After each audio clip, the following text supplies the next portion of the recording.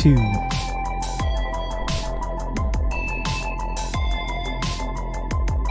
Two, check. Hello. Hello. Is the red and green 2 elf now? Do I look like an elf? Honest question. Honest question. I was trying to be like, it's St. Patrick's Day. I had my green shirt. I was told I was going to be pinched if I didn't have a green shirt. I thought I would accessorize with the hat, the toque. And now I'm worried that I look like an elf.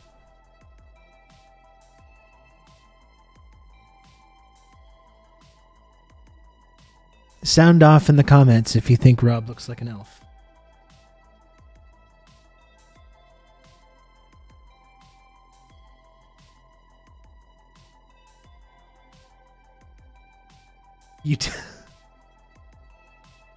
You don't look like an elf, but if you needed a last-ditch Halloween costume, you could wear this and pass.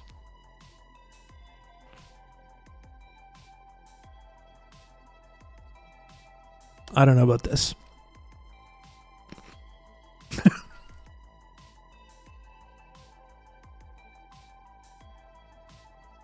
It's giving garden gnome. Oh my. Oh my goodness.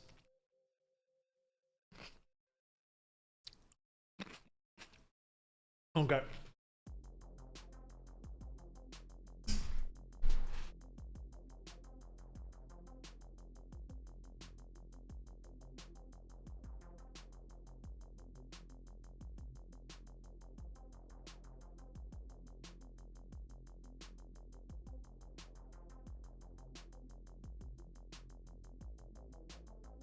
All right. All right. Really, I think it's partially the shirt. I don't wear this shirt often. I like the design of this shirt, but it's not a good fabric. I don't know what the difference is. I don't know if you need a cotton poly blend. It has this like heaviness to it, this shirt. It is though. You'll check out this though. If you're real Lost heads will remember this little reference.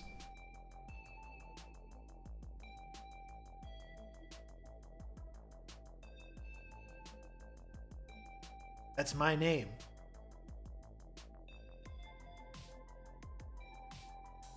That's my name.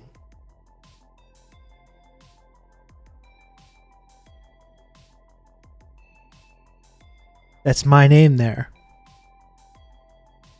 That's pretty cool, right? Yeah, the crazy French lady. That's right. L'expédition de l'île Rousseau, c'est mon nom, là. L'équipe scientifique.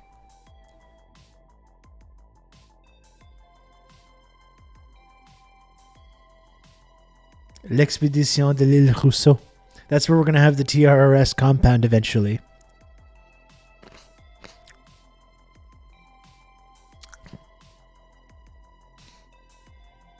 That's where the compound's going to be. L'île Rousseau. You can count on me. You're going to have good old Rob to talk you through all this. TGIF. Hello, Maxie. Thank you for the 20 months of Tier 1, Maxie. I appreciate that. Thank you.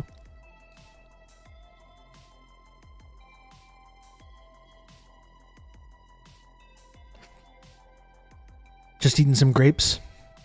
How's everyone else doing? Friday evening. It's the rare Friday evening stream. Again, I just couldn't really follow my basic schedule this week because my kid was sick. He was back in school one day after the break and was just immediately coughing all the time, so couldn't go to school. And yeah, I was just hanging out with him all day.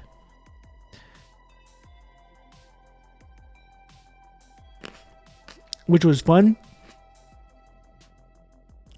I did debate just simply not doing the stream. I debated just not doing it. Friday night is usually the night that I eat Pizza Hut and watch like 70s and 80s movies, or 90s sometimes, which is something that I very much enjoy with the family there. But you know what? I was like, I could have this relaxing evening at home with my family, but the TRRS community needs me. The community needs me. I could just be taking, we only have one life. I could be taking that time to spend time with my loved ones, my family. But I was like, you know what? There's these weirdos on the internet that need me. I'm sorry, but the weirdos on the internet need me. To talk you through all this.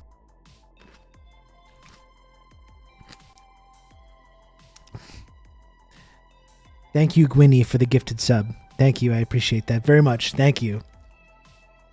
And it has nothing to do with making the number go up or any of that. That has nothing to do with it. No. This is strictly about the content agreement that I've made with each and every one of you. Okay? It has nothing to do with subs, gifted subs, friend coin, Patreon, tips. If it was just about the number going up, you could just use the computer for that. Exactly. That has nothing to do with it. So we shouldn't sub tonight. Well, I wouldn't say that. I mean, obviously, if you want to, that is fine. I'm simply saying that that's not the reason.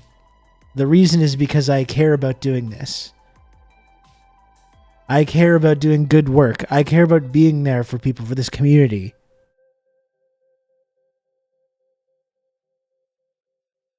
That's why. And I'm simply outlining that.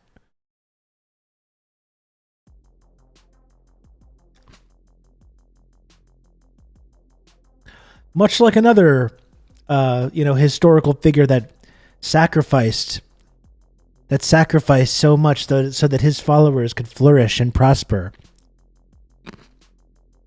We don't need to name names.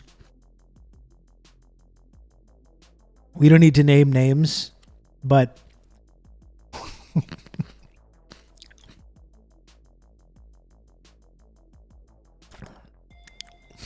stop saying Jim Jones. No. Walter Becker, that's correct. Yeah.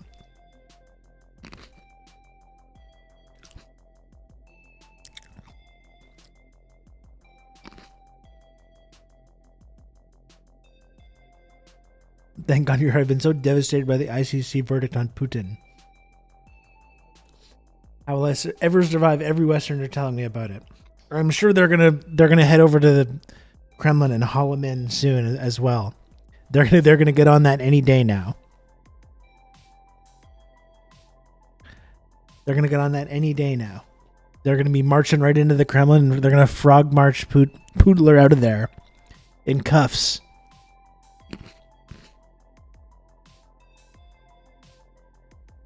They're working on they're planning it out right now.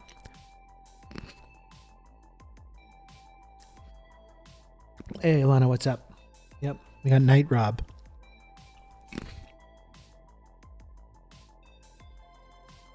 Anyway, as I was saying, if you do want to subscribe, again, maybe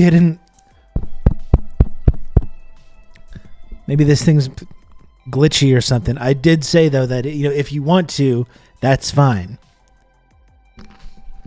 If you want to do that, that's okay. I'm simply saying that that's not the reason that I'm here tonight. All right? That's all of it. I'm simply saying that.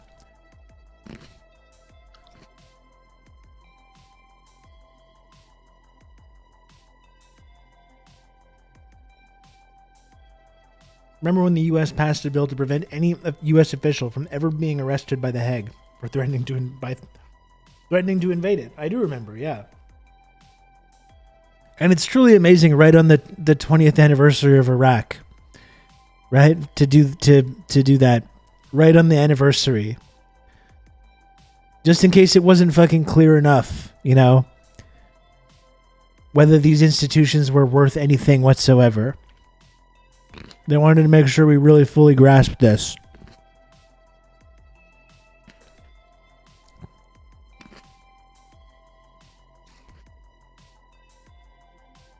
I was in the other room. Did Rob say he was refunding gift subs? No, that's not accurate. No. I did not say that.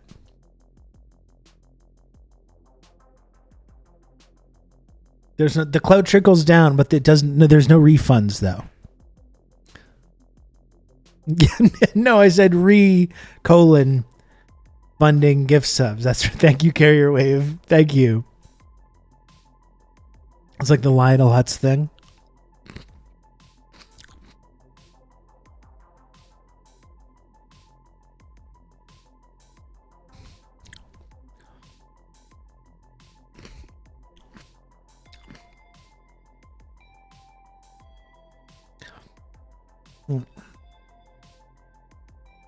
You've just become an elite member of the Friendship Triangle.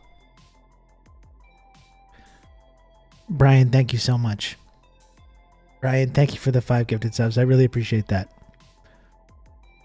Thank you very much, Brian, aka Lennon Smesh, another very talented streamer in the community that people should follow. Thank you, Brian. It'd be like, we simply use the computer to mark up the size of the account. It would be like, yes, refunding gift subs. And then you go, what? And you go, yes, with a question mark.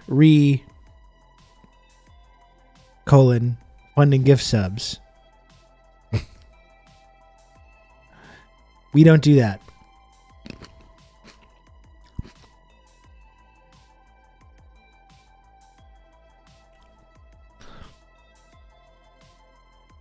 Let me big you up here, Brian. Thank you, Dimitri. My favorite response is, you do know Ukraine isn't a state party to the Rome Statute as well, right? Probably hard to cover when you've been committing ethnic genocide for over 8 years. Yeah. That is true. Anyway, the whole thing is just farcical, isn't it? Like I swear, the timing feels deliberate, doesn't it? Doesn't the timing feel totally deliberate on that? Like it's almost like a joke.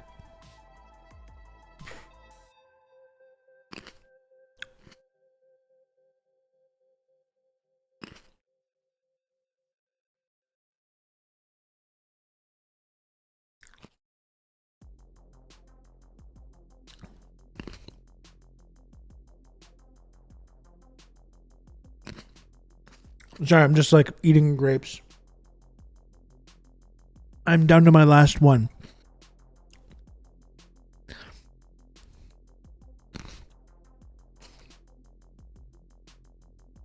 It's the final grape. The lying about who destroyed the Nord Stream 2 and now this both seem like they have to be jokes. Yeah. They're really phoning it in, aren't they? They aren't. They're not doing imperialism like they used to. They're totally phoning it in. Oh, yeah. As soon as Hirsch puts out that article about the Nord Stream pipeline. Oh, yeah. Actually, we looked into that ourselves and he was wrong. But it turns out that it was this group of Ukrainian nationalists, the one group of Ukrainian nationalists that have escaped our funding and arming over the last year, or really over the last 10 years. The one group that managed to not get anything in this fucking bonanza of weapons and CIA training that's been going on in this region. It turned out it was them.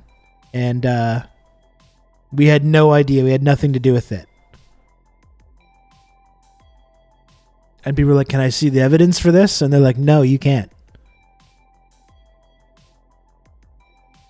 This nebulous group that we don't back, even though we fund the entirety of the Ukraine war. That's right. That's the story. Hello, Husker. How's it going?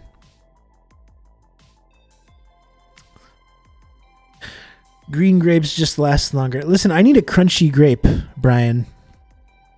I need a crunchy grape.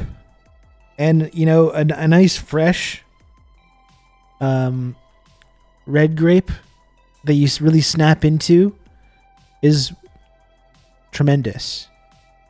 But I think you're right though that the shelf life is different. You have like way longer of a crunch guarantee with the green.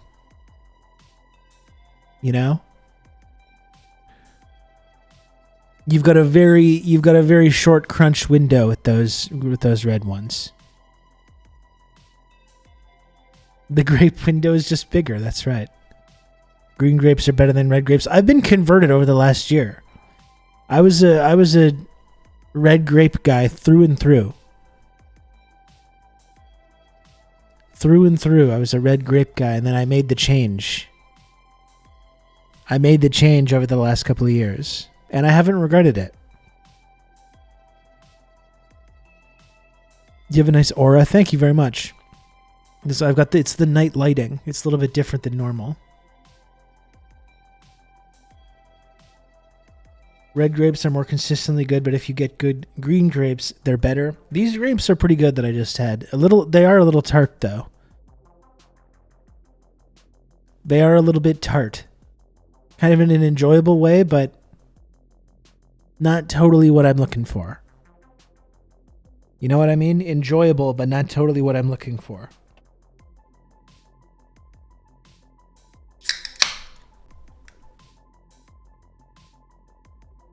Chin chin, everybody.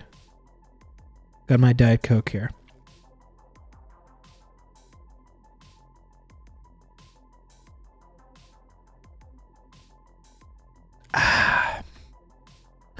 Just narrating what I'm eating and drinking for audio only chatters.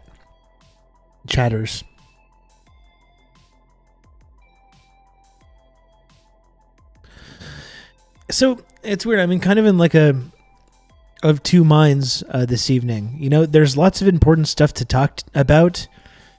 There's plenty of like regular TRRS stuff that I want to get into, but it's also like Friday night. I'm not in my normal noon Eastern, 1 a.m. Pyongyang time streamer mindset. So I don't know. Maybe I just need to punt on that stuff. There's plenty of stuff to get into. It's Friday night. I could take some calls. Maybe I was thinking. I kind of want to game a little bit, frankly. I wouldn't mind playing a little Fortnite or something.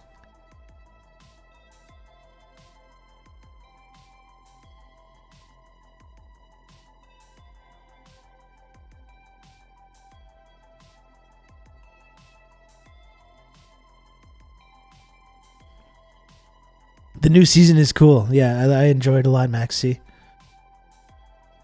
I enjoyed it a lot. I had one of those bad Fortnite games the other day that you remember afterwards, like for like hours afterwards. I was frustrated.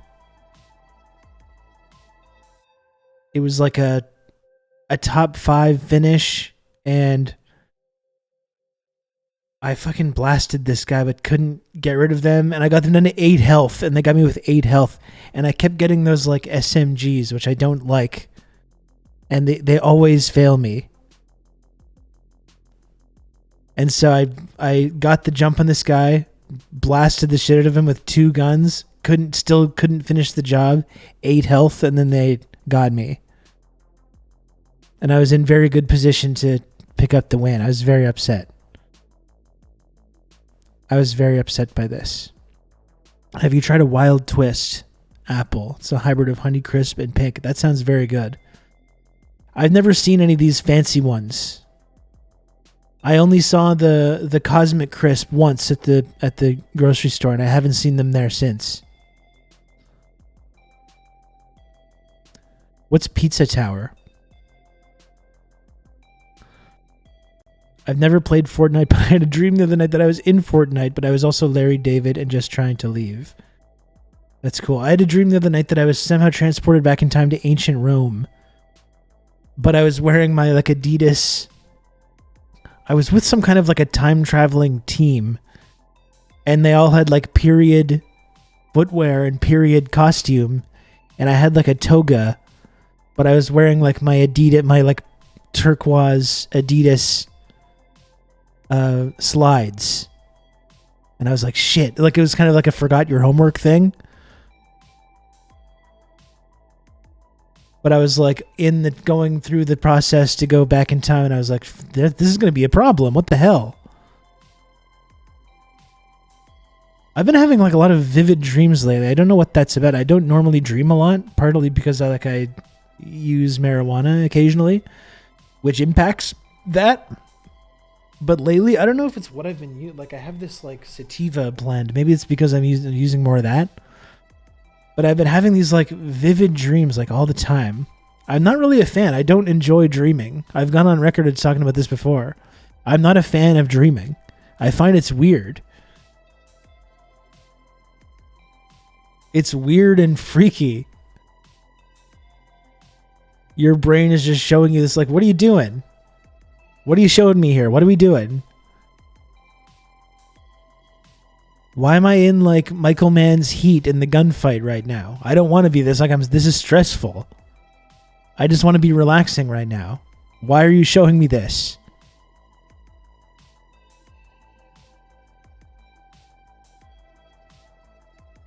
It feels like too much work, like I didn't rest. It's annoying.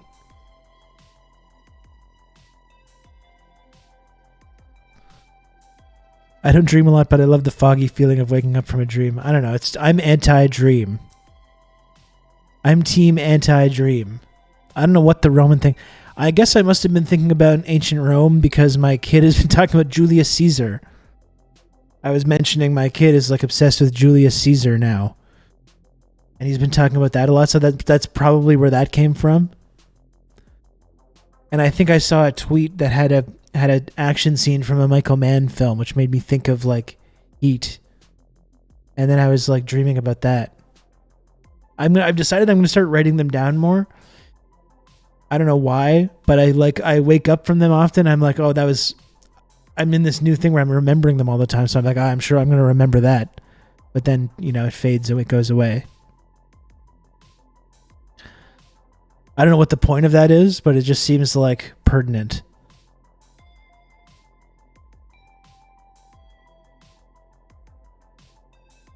Sometimes dreams can be fun, but I don't like it when they're scary or annoying. Like if I'm trying to get to something in my dream, but I can't. I don't know. That's what I mean. It's just like, what? I'm supposed to be resting right now. This shit is stressful. Fucking leave me alone.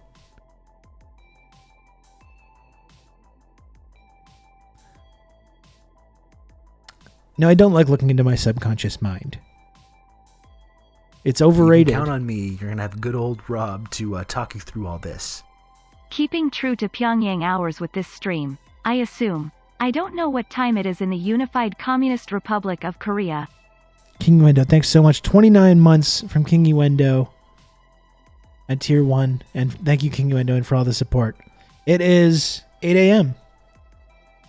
It's 8 a.m. So all our DPRK and Pyongyang listeners are all getting up, starting to go about their day.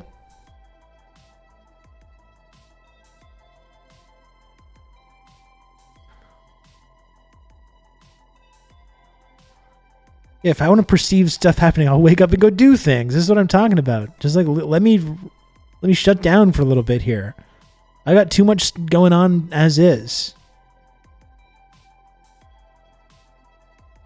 Good morning, Pyongyang. They're getting ready to push the trains. That's right.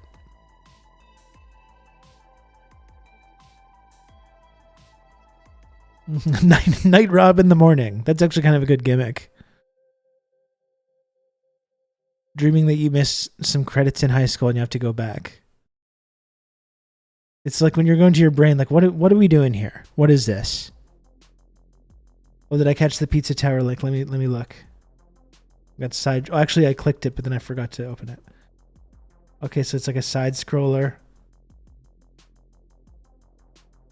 like a SNES style. That looks fun.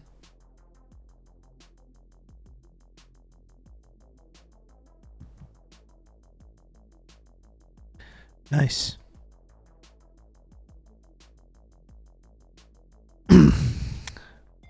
Nice. I remember there was a while where I got really into Super Meat Boy.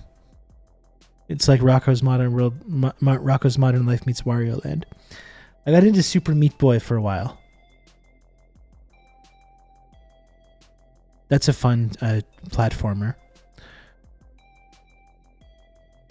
Most recent dream, driving over a bridge, but it ends and dumps me into the river. When the car hits the water, I slam awake. Yeah, it's like, what do I need to see that for? Come on. I don't know. I'm not a fan. I don't enjoy it. Like, brain, I'm literally trying to sleep right now. I'm trying to sleep right now. What is this? What are we doing here?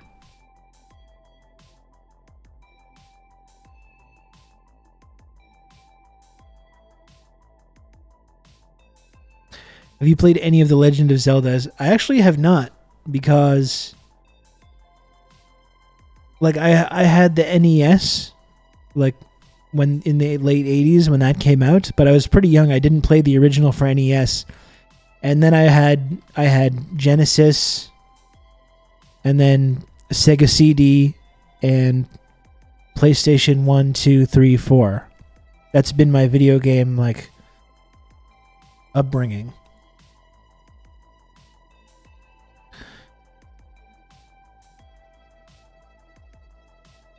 I did not have a 32X. No, I switched to PlayStation by that time, I think. Breath of the Wild seems cool. I mean, I feel like I should get a Switch. You know, a Switch just seems like... I was talking about this on the podcast the other day, but it seems like really compatible. Like, I would just like to be able to game more while lying down, you know? If I could game more while just, like, lounging on the sofa, I think I would really enjoy that. Or the bed, or in bed.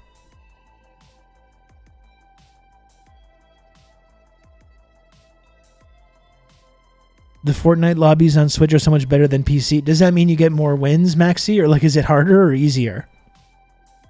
If it was easier, then I could really rack up some wins there.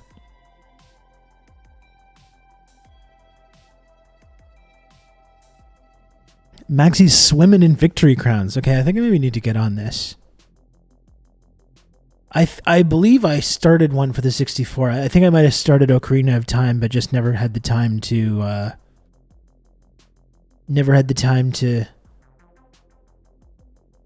really dig into it. I prefer Fortnite on a PS4 or with a PS4 controller. I like playing it on PC. I mean, I enjoy it. But I would like to be able to win more. I'd like to play more against more little kids that I could like dominate more. Like not the 11, 12-year-olds who are really good. I'm like, you know, the Fortnite, in the terms of the Fortnite players, the really like barely cognitively aware. So I can just easily kill them all in the game, in the video game.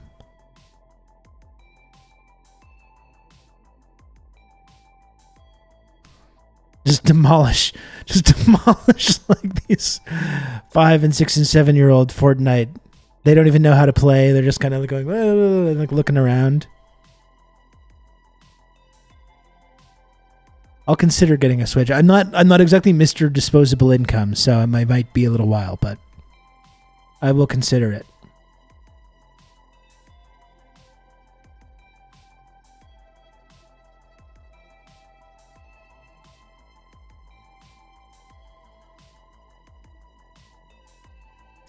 I mean, there's just so many games that I want to play that I haven't gotten around to. So many games. I never played Red Dead Redemption 2, or I started it, but I never finished it. I'm really behind. I'm very behind in my gaming.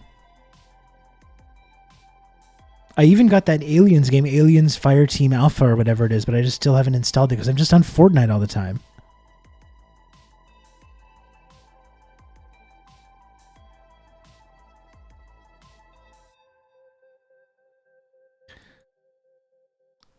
Folks are hyped by the Mario movie. It looks kind of cool. I thought people were like a little hard. I think people just don't like Chris Pratt, so there's nothing he could have really done that was going to make people happy. I saw people saying that he's just doing his regular voice, but I don't think he's really doing that. He's kind of doing like a little something with it. I don't know. I find Chris Pratt annoying too, but like, I think anytime you're an adult and you're getting like upset about something that's happening in a movie for children, I think you've kind of just lost your way generally, you know? If you're like in your 30s or 40s and you're talking about Mario or Ninja Turtles and you're complaining about like the story or the voice actors in those, I think you need to like take a step back. You know?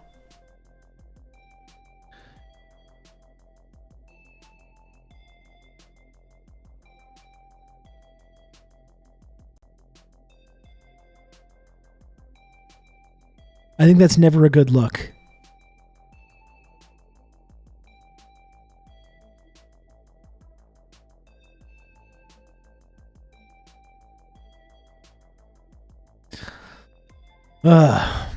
Not that I ever complain about dumb pop culture for babies. Like, that's obviously different when I do that.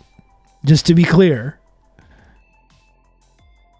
Just to be totally clear, it's different when I do it. I literally was just talking about Fortnite a moment ago. It's fine and cool when I do it, just so that's clear, you know?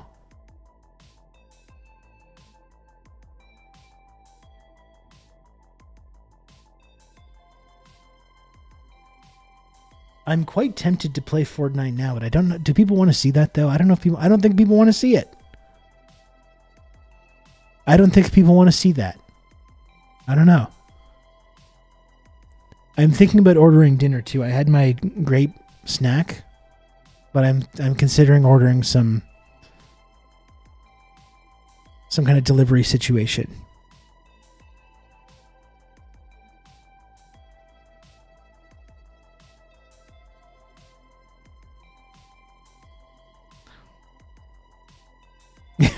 That's one viewer doing Fortnite streams. It is me. Thank you, Maxi. Maxi, who gifted me actually the Gangnam Style dance, which I still use regularly. I wanted to hear about she's in Moscow right now, zooming around the world, getting ready for the war. I mean, getting ready for the war or trying to end the war. You know? Like, China's really out there right now trying to end the war in Ukraine and in Syria and in Yemen, which is the biggest human rights disaster in the world. But of course, they're the scary, evil villains, though. Making chupped KD, Sean. Very nice. It's been a while and I deserve it. You do deserve it. You do deserve it, Sean. You deserve some chupped KD. But Rob, Chinese man is mayor of Vancouver. Ugh. See, I'm gonna have to cover this shit again, but I think maybe I'll just wait till Monday to get back into this. I don't know. I don't know if I'm in the mental headspace to do a whole deep dive into the absolute absurd farce that is going on in our media right now. As we successfully have CSIS basically whipping up this media frenzy against the sitting government.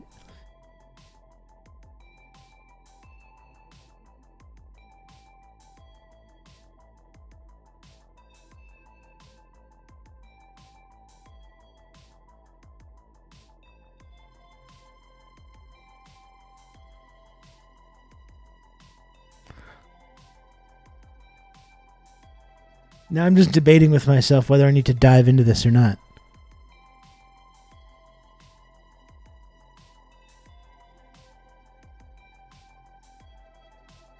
Maybe I do need to dive. I'm having a real like internal there are two wolves inside you moment right now.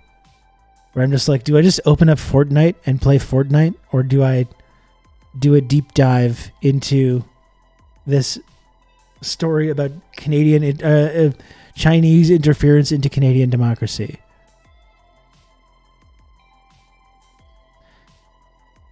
Now, how about this? I'll get warmed up. I'll get warmed up with just a little Fortnite, okay? Because it's Friday night. It's Friday night. I might as well. I'm gonna be here for like 3 hours. I can play a little game. I can play a little game, right? Yes.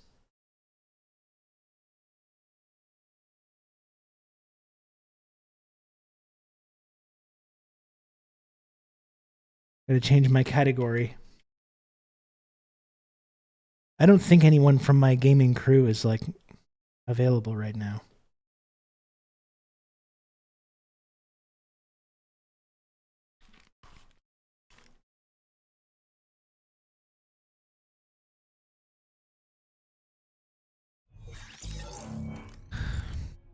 Maxi is hyped.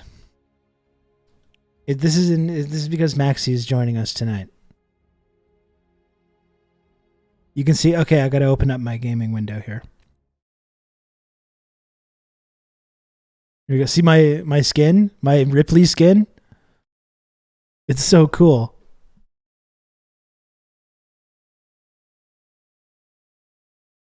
How do I do this here? I'm gonna move this over here.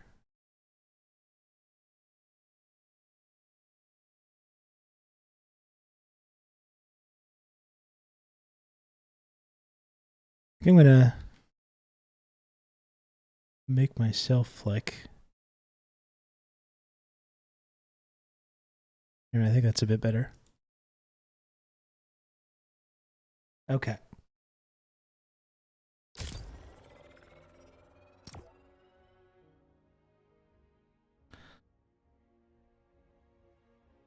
Here we go, folks. Just a little gaming. Rob can do a little gaming as a treat.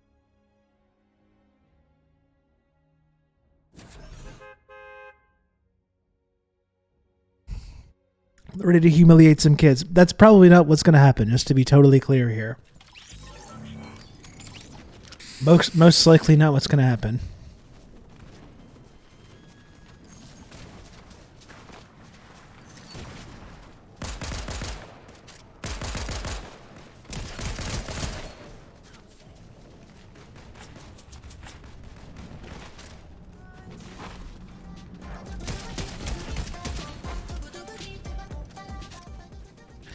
Ready to get humiliated by some kids. That's really the more likely outcome here.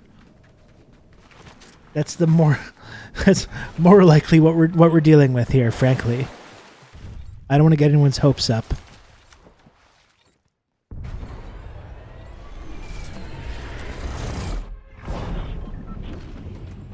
Already did a bunch of quest stuff. I need to use that blade.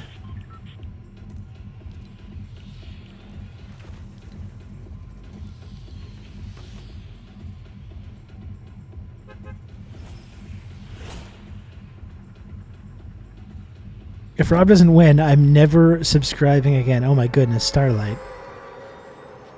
You don't mean that. You don't mean that. You seemed pretty cracked the last time you played on stream. I did get some squad wins the last time we played. The one time I did get a solo battle royale win on the stream was like one of the best performances that I ever did, so that was genuinely an impressive gaming feat, frankly. The sword is so powerful. I never really use it because I'm scared of it. I don't know. It's intimidating to me. I'm being targeted already. What the hell?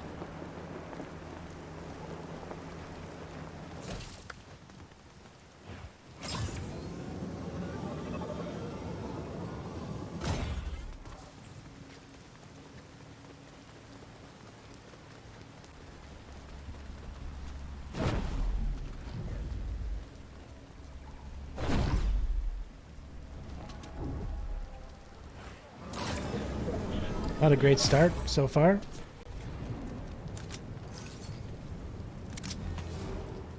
This gun is really cool here.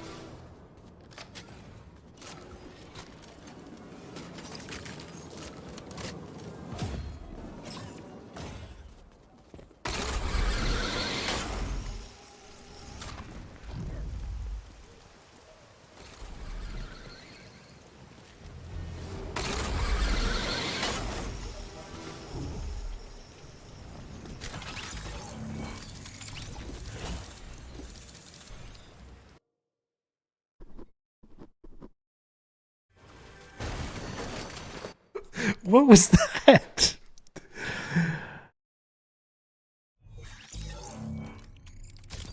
Folks. I actually did that on purpose, Starlight. I was so offended. I was so offended by your comment there that I was like, really, Starlight? You're not going to be part of the community anymore? Well, how about this? Here's how little I care about that.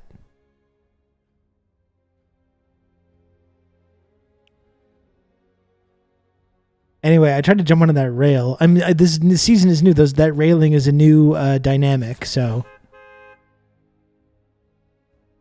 I'm not quite used to it yet. God, that was really not good. That was really not good.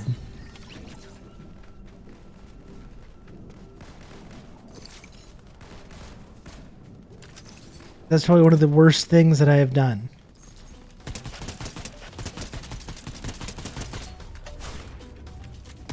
That was probably one of the worst things that I have done in a game. No one clip that and send it to Jordan. You're going to be dead to me.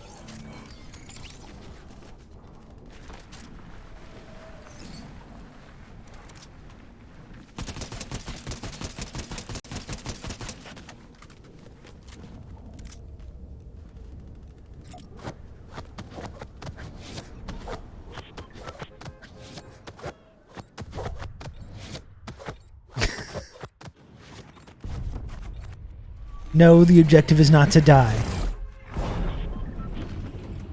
No, it isn't.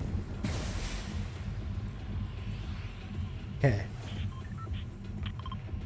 I don't know why I didn't go on that rail, though. I was right there. I thought you were supposed to just, like, automatically kind of connect with that. What is the deal with that?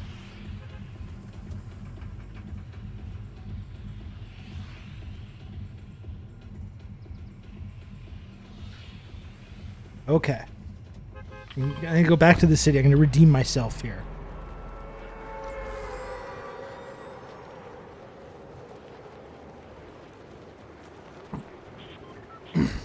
This answers the question, are you a gamer? I am a gamer, sir. I am indeed a gamer. And I'm going to prove it this time, okay? In fact, I guarantee victory. How about that? How about that? You want a gamer? You want to see a gamer? How about I guarantee victory? How about I 100% guarantee not finding a weapon too quickly there? Okay.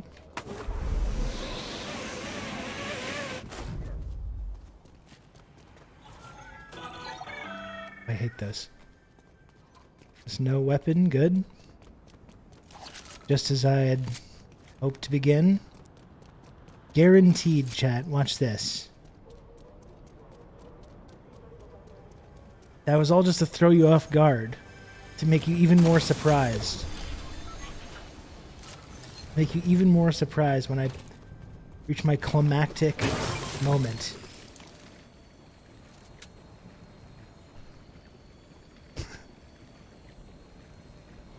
Believe me. These people don't know who they just messed with.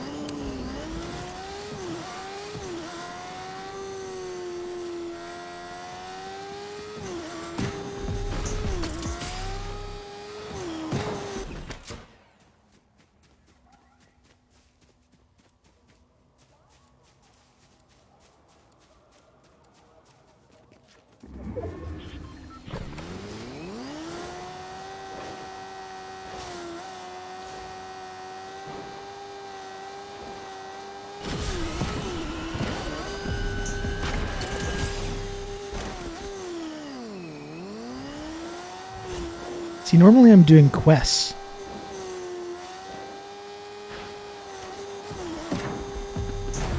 Normally I'm doing quests, which gives me kind of a focus. Because I get to focus on that or go to whatever locations.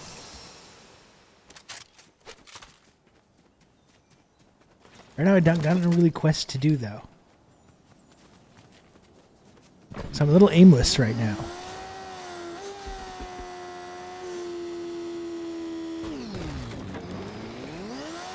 Thank you for stopping by, Diego. I'll be back on Monday.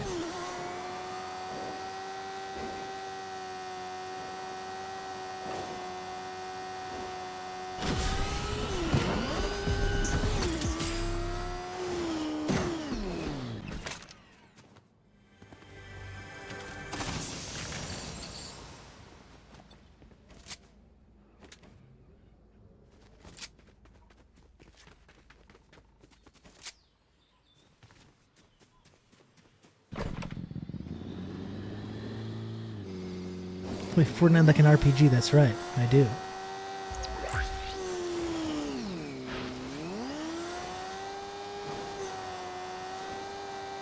I'm detecting some action here. Oh.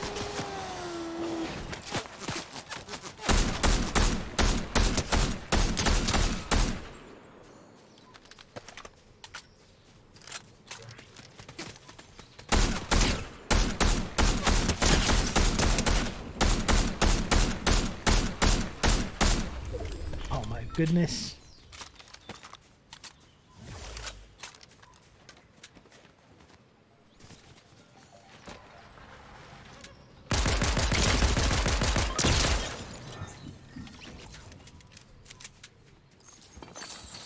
Okay.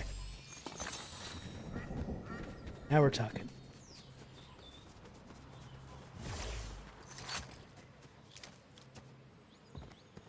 There we go. Smoking. You don't hear that much anymore. You don't hear that one much.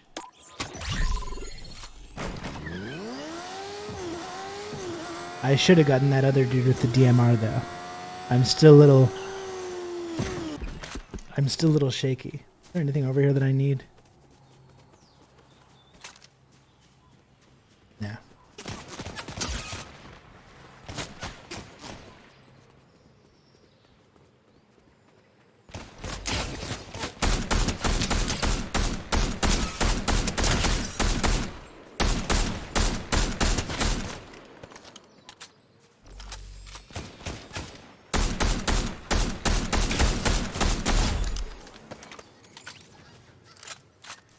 Nice try, nerd.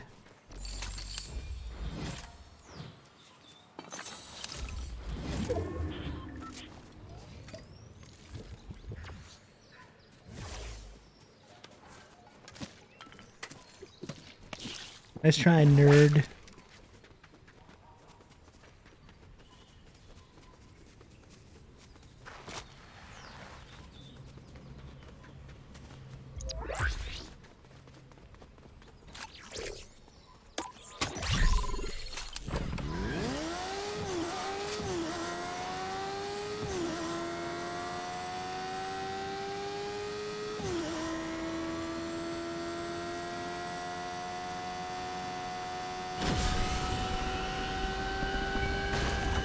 Ah.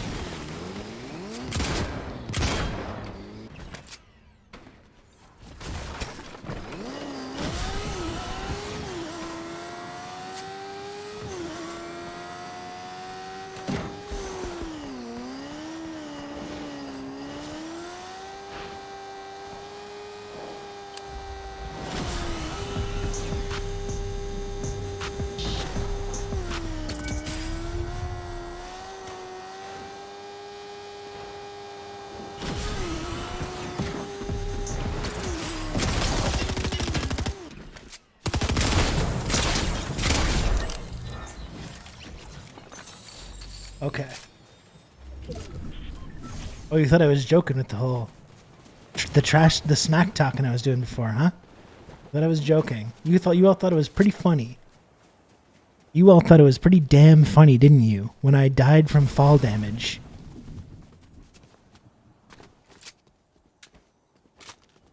Yeah, laugh it up. Keep laughing it up, folks.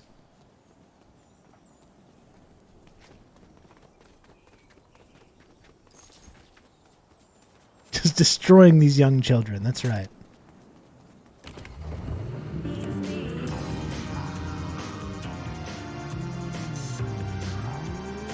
Tier 1 operator.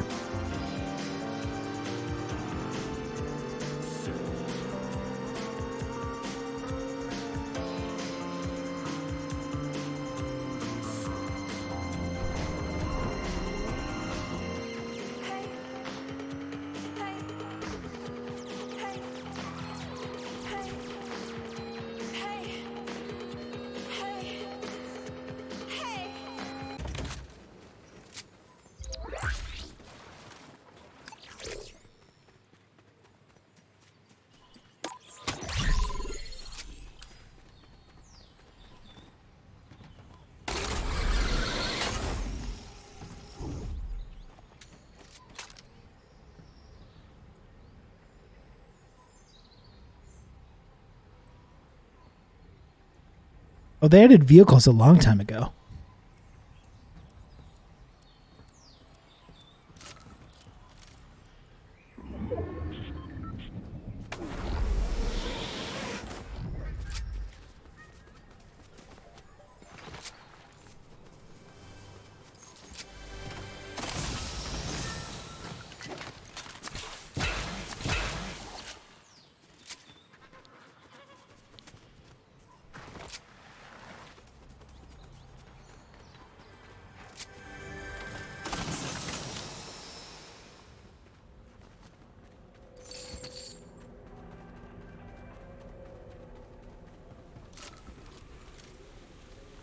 Not enough. It's outrageous. This is Biden's America. The inflation. The inflation is hitting the Fortnite upgrade bench. That's not cool.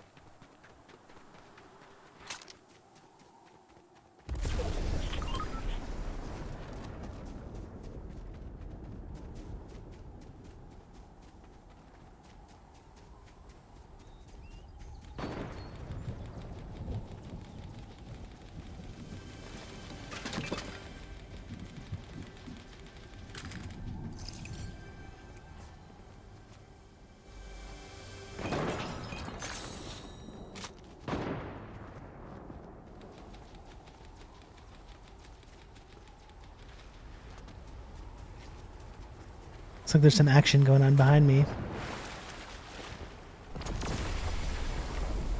I'm gonna let them kill each other so I come out ahead.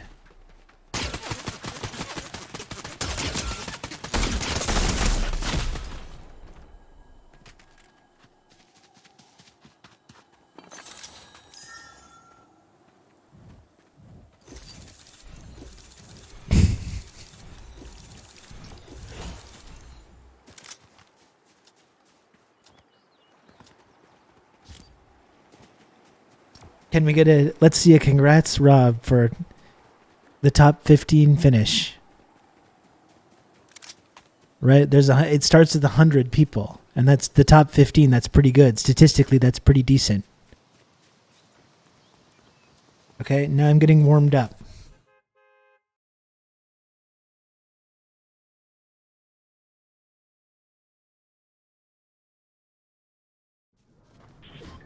Congrats, Rob. You didn't experience a humorous comeuppance, and I think we can all agree on that. Absolutely correct. Thank you. I'm glad we're all in agreement on what did and did not just happen in this video game.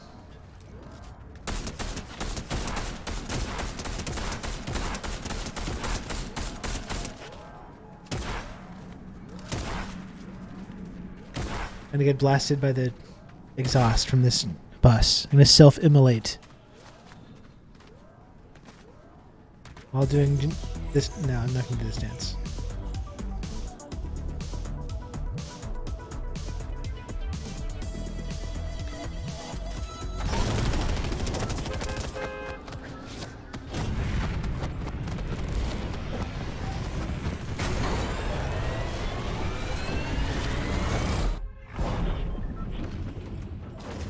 Okay.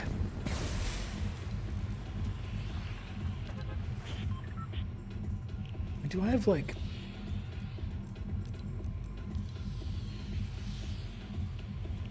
Oh, I finished all that stuff. Okay.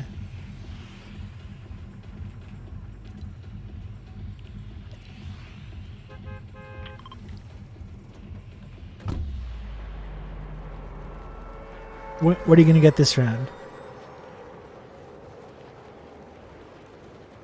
This round, I guarantee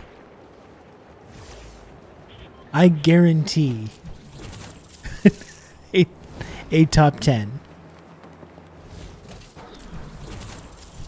No problem. Easy. Standing in the bus exhaust used to instantly ban your account. Is that true? I didn't know that. I was not aware of that.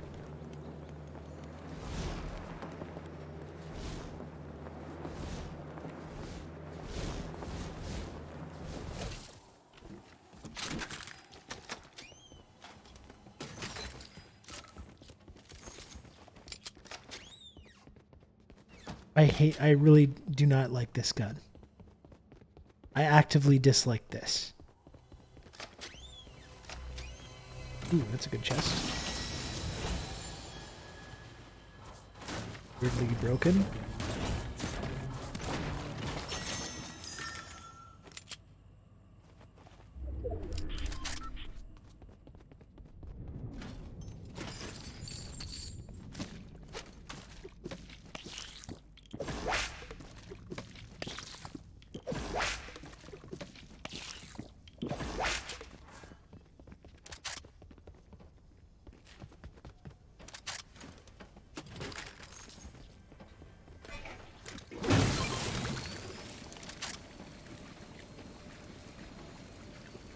Top 69.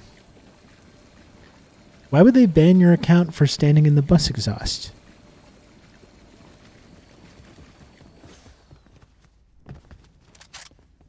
Seems odd.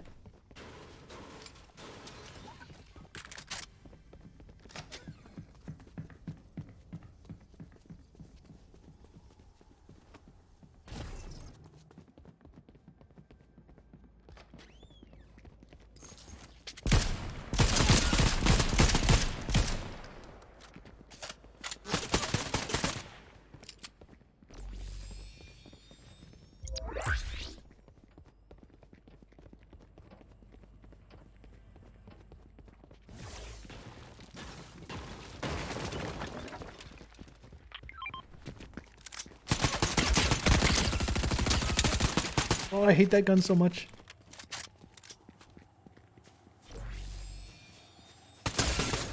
Ah.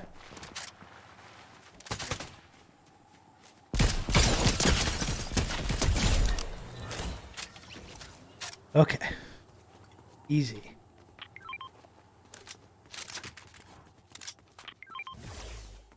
No problem. Pas de problème. Comme on dit en français.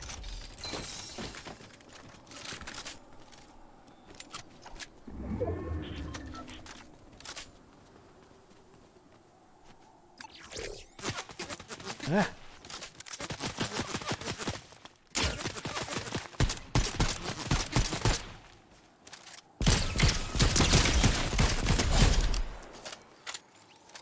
That was pathetic. That was pathetic shooting.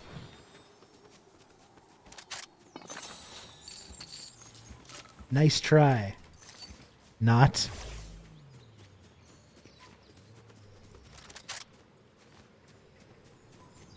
Yeah, that was really not good.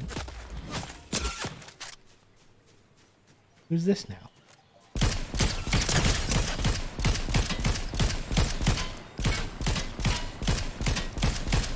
Where are you going? Where are you going?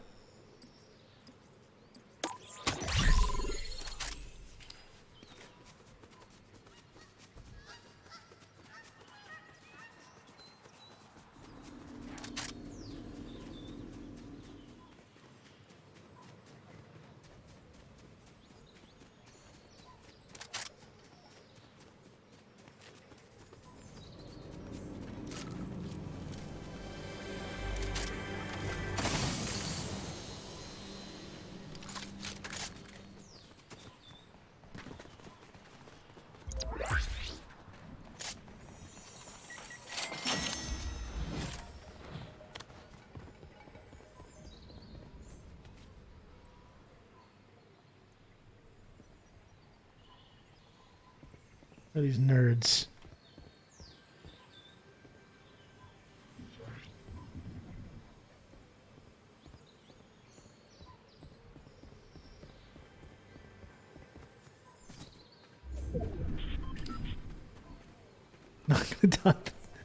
Not gonna taunt the child in game chat. I'm taking their I'm taking down their IPs and their gamer tags for later. I'm gonna send them unhinged emails later, taunting them mercilessly.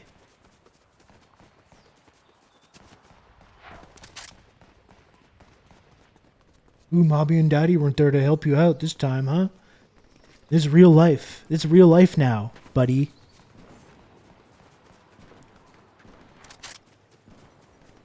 You think in life you're going to go play with the pros and they're going to take it easy on you? That's not how it works.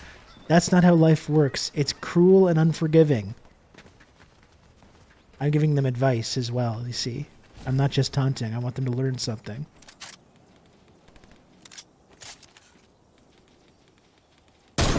Oh my goodness. That was quite close.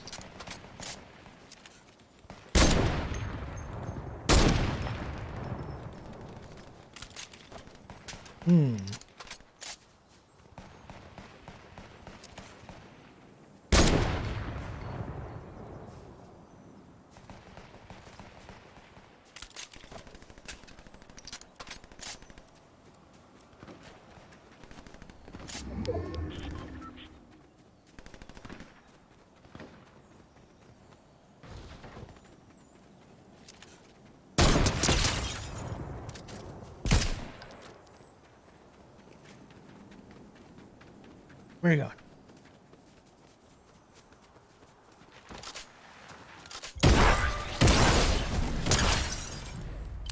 What the hell was that? Okay, there we go.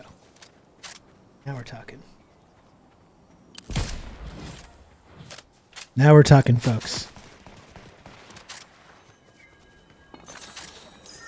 No more mucking about. No more mucking about. Innit?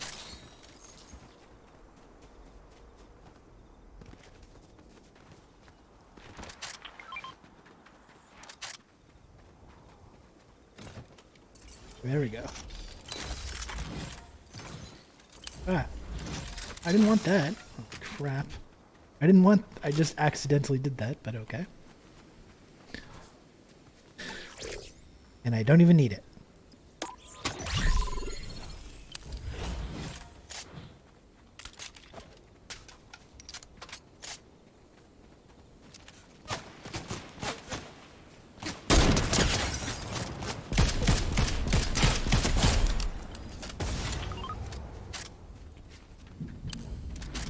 All right.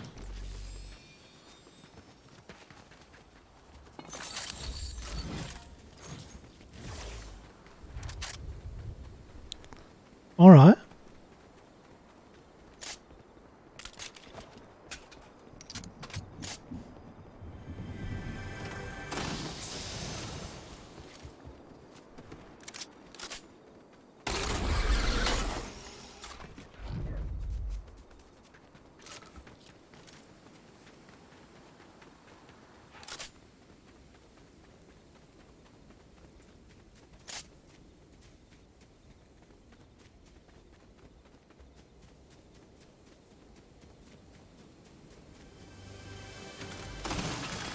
Top 20.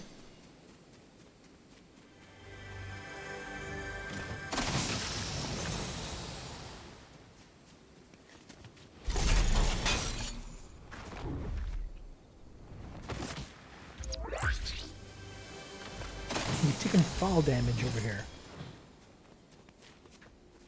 I'm losing because of fall damage. It's not good.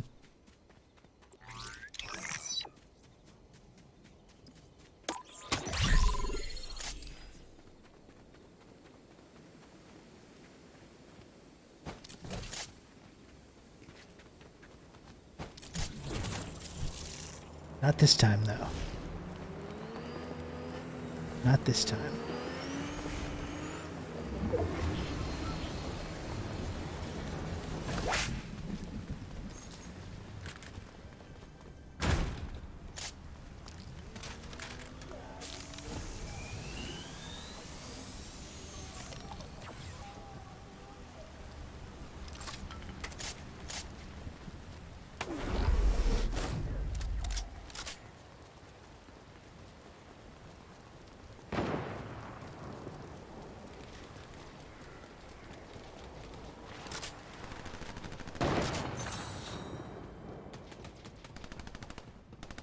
Kind of action going on up here.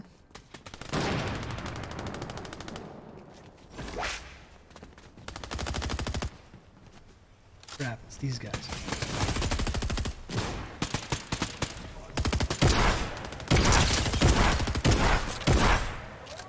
Oh.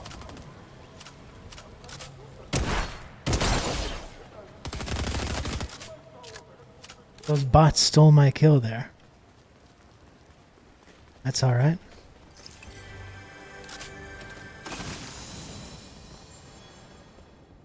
See if I care.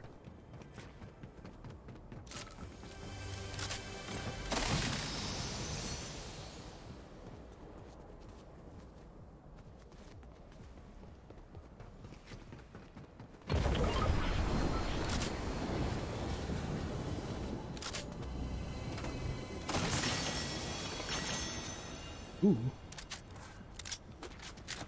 Okay.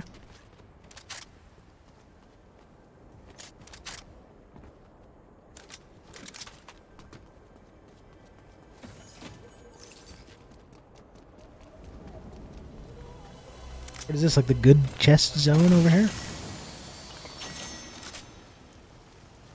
I'm gonna keep this one.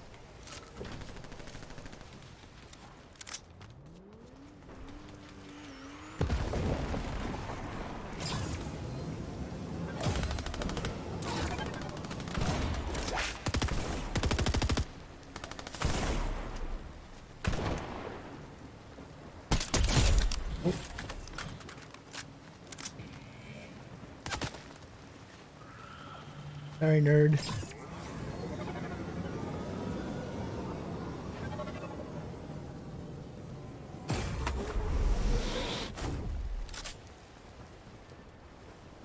Who are you playing with? I'm just going solo, risk inverse. I'm just going solo over here. I don't know if I should mess around with this guy.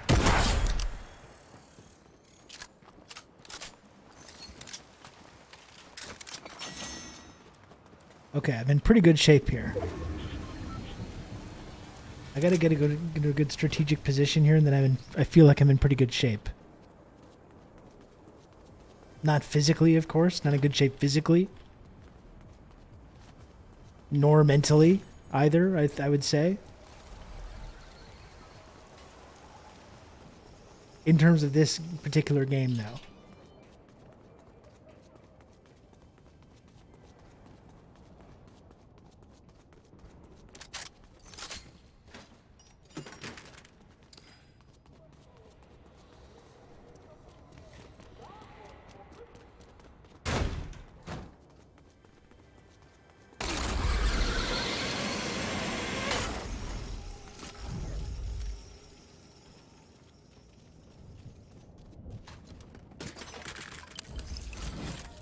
I'm gonna chill here for a moment while other people reveal themselves. Rob only plays Fortnite when he's distressed. It's not funny, you guys. Oh, funny, Starlight. I noticed that you're still here in the community. That's odd. Interesting. Seems like that was a lot of words, a lot of harsh words meant to hurt and demean. Not a lot of follow up on that. Couldn't help but notice. You know?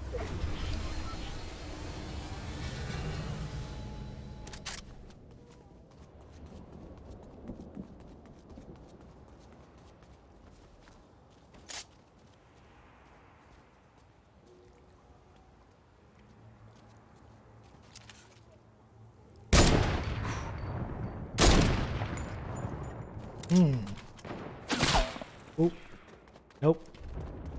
Nope. Worst sniper ever. Immediately, just get the hell out of there. I think it's clear the Starlight is here because he has a vested interest in distressing you. So they get to see Fortnite. I think that could be what we're looking at here.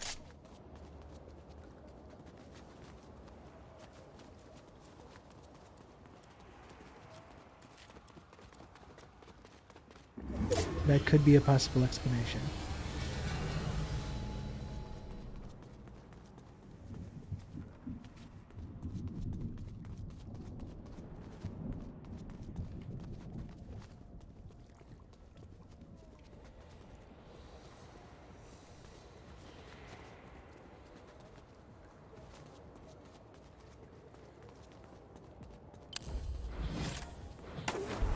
Oop.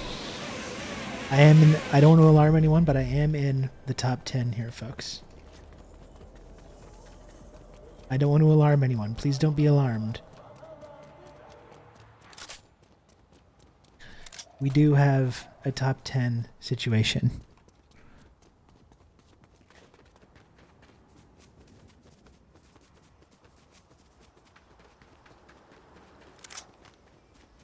Three, two, one.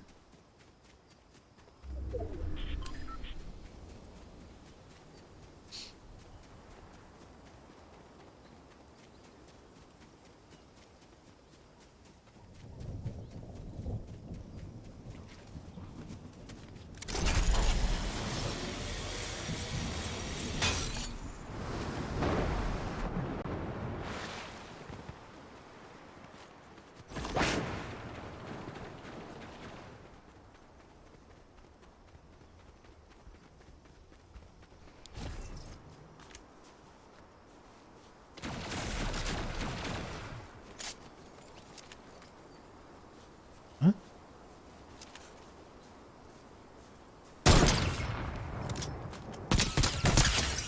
Oh.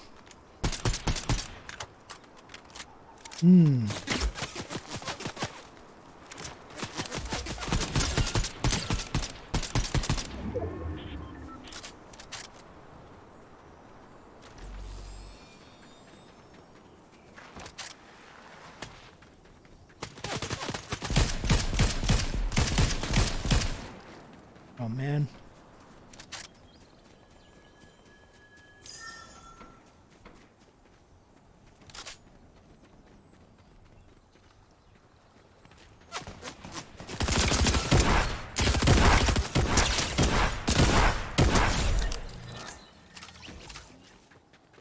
Whew. Okay, now I'm getting very stressed. I'm legitimately, genuinely very stressed here.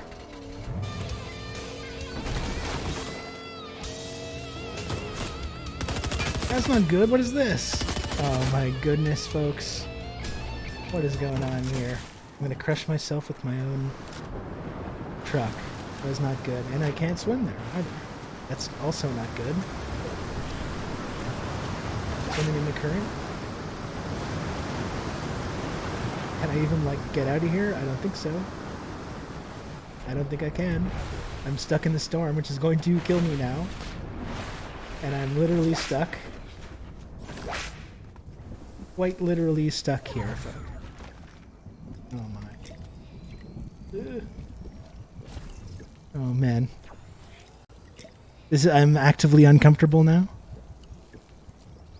Actively uncomfortable and stressed out.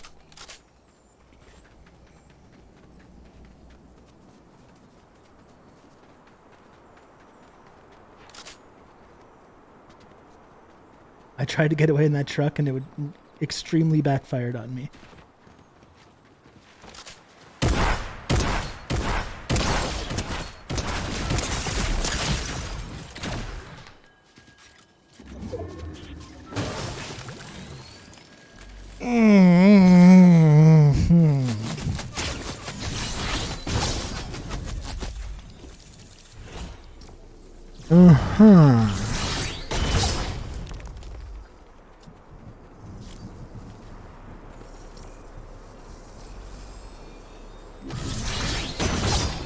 The rifle was a better choice. That one shotgun is pretty decent at that range.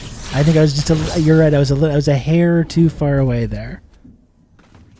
Just a hair too far away. I think this is my last one. This is my last one. I think I've redeemed myself for the fall damage, the incident. I think I've redeemed myself for the incident now. I'll let you be the judge. I like to think so anyway. I think I should have had that one, unfortunately. I was in pretty good shape. That was really lost through my own pure anxious nerves there. I tried to jump in that truck. I've somehow managed to flip over the truck. I got stuck in this like weird current with the storm.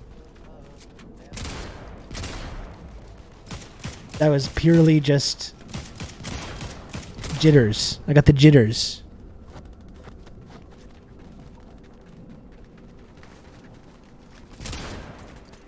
When you get in those top, when the victory is in sight, that's really what separates the elite operators from the casuals. You know? When it comes down to it, are you able to remain calm under pressure? That's the question. You know? Are you able to remain calm under pressure? Unfortunately, I am not. I am absolutely not.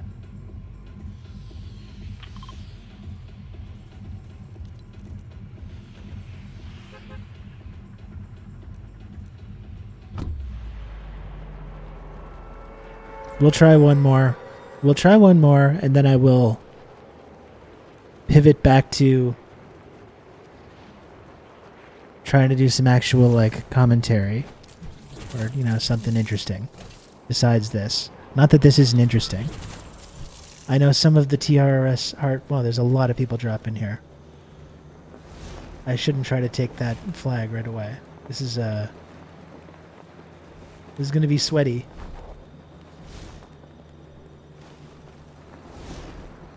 Let's see. Let's see if I can come out on top.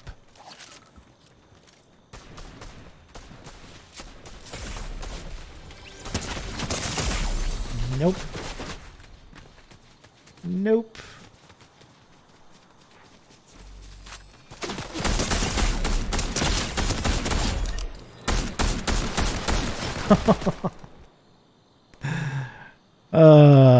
Nothing says kind of like rolling a truck into a river. Seriously, I'm in the top 5, and I instantly roll my truck into a river. That was not as much as I thought I was okay in that game. That was not ideal. Okay, that one didn't count. That one didn't count. I still managed to get a kill there, despite being... Someone very cowardly shot me from behind there. Okay? That's not how I would do it, frankly, if that's how some of these people want to play it. If that's how some people want to play it, fine, but that's what I'm trying to, you know, operate on a maybe like a classier level, a higher level of respect with fellow gamers.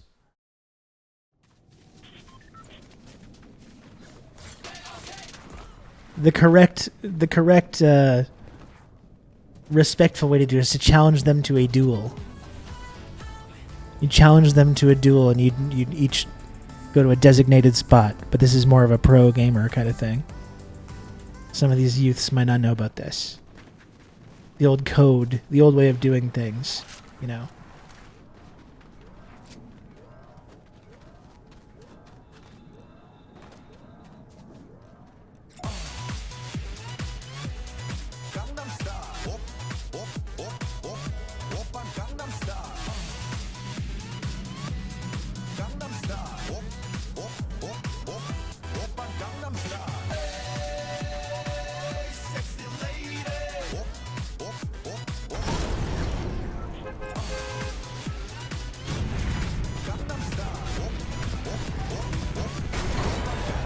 for you, Maxie.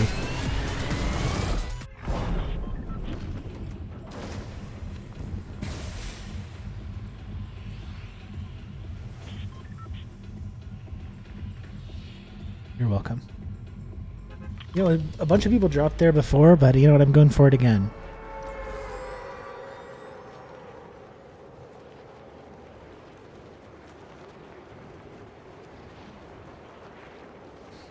Check out Stardom Dream Queendom from December 29th, featuring Sierra versus Guila in the main event. Okay. If there's a link in your Discord there, Alana, I'll come check it out.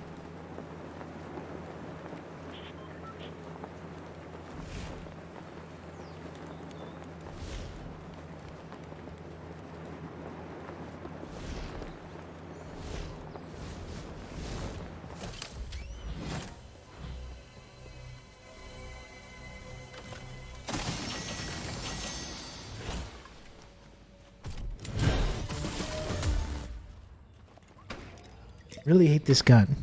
Can't stress enough.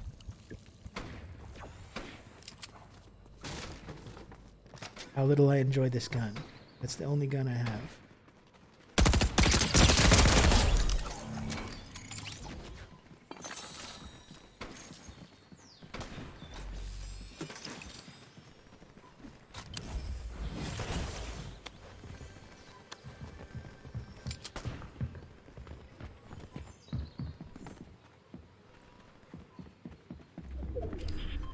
Where you at?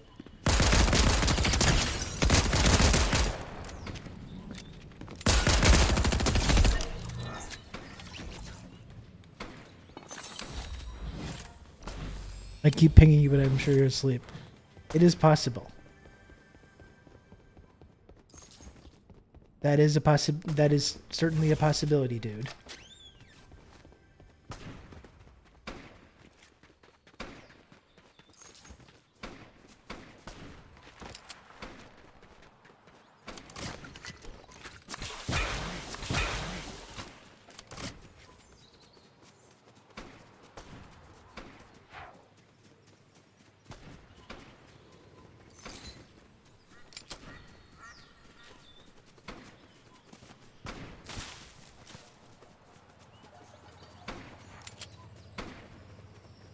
I would like a plain old gun sometimes.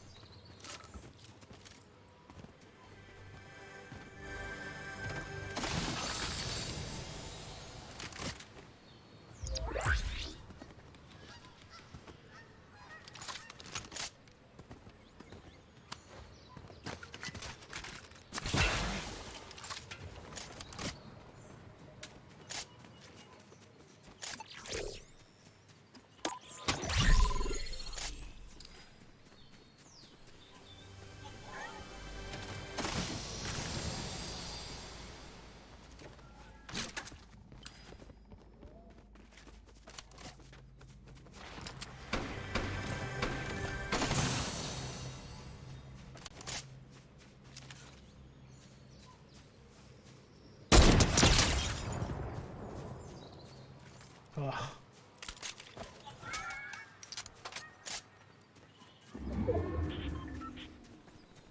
Come on then.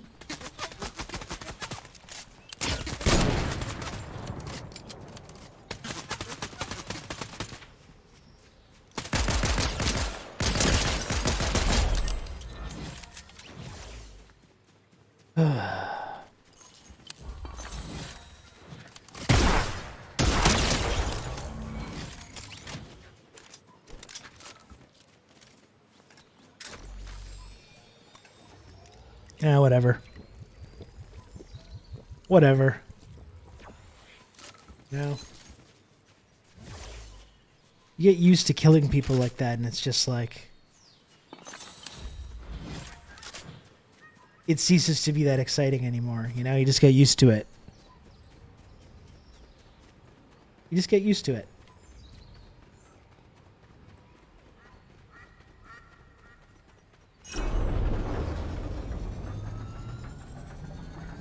I don't really want to stick around for this, actually.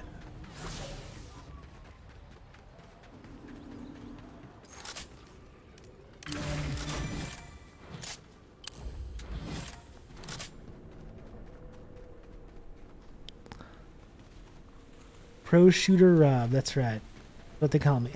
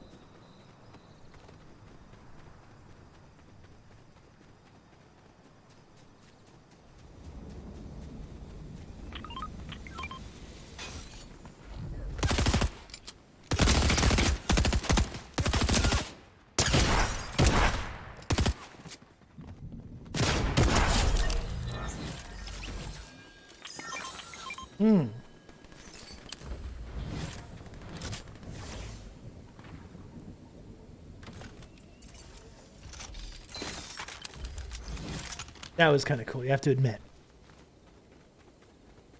You have to admit that that was pretty cool. Come on.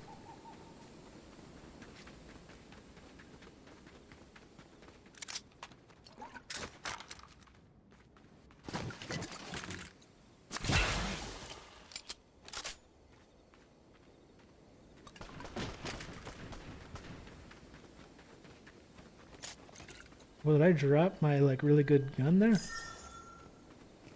I had like a really good gun. Yeah, I don't want to lose that. What am I doing? Oh my.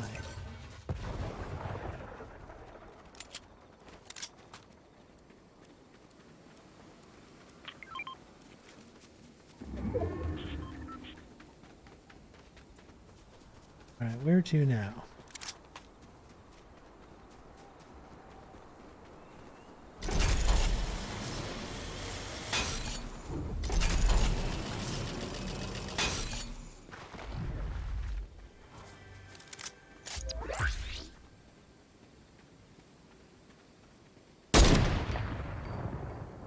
Oh.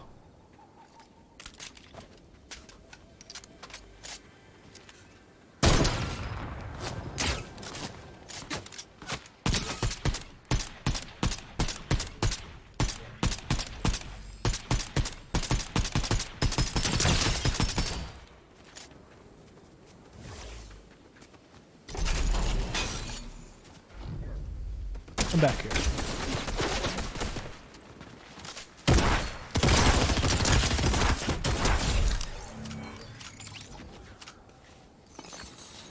Where'd other buddy go?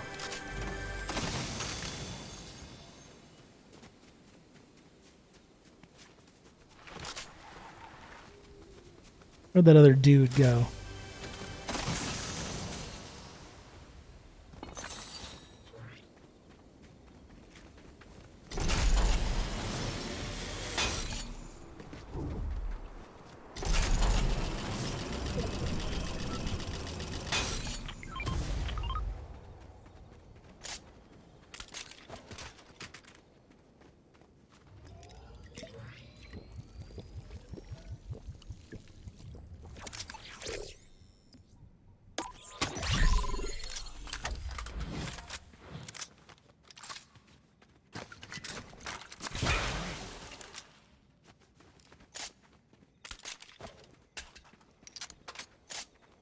Okay.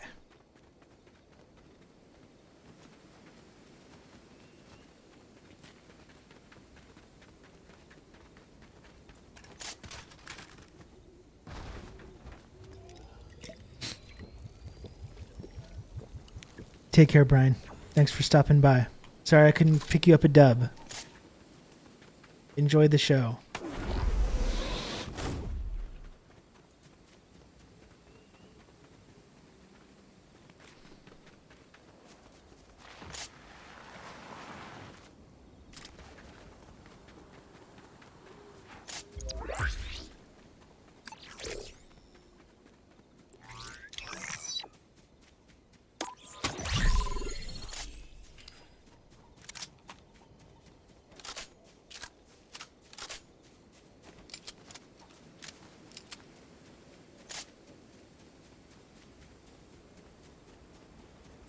Okay, we got a top 15 again.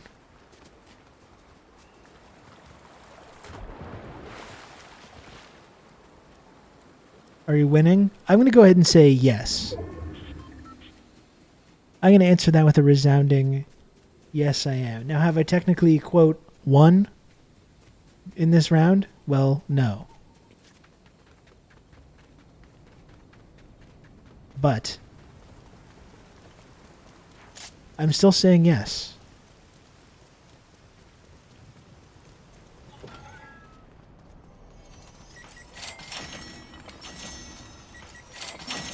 Hello.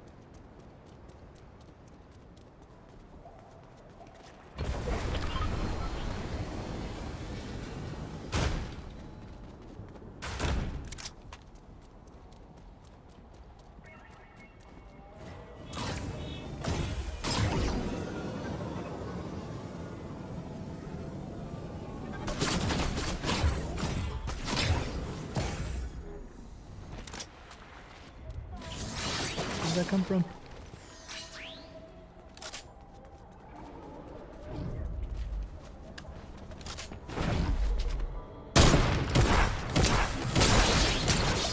Oh.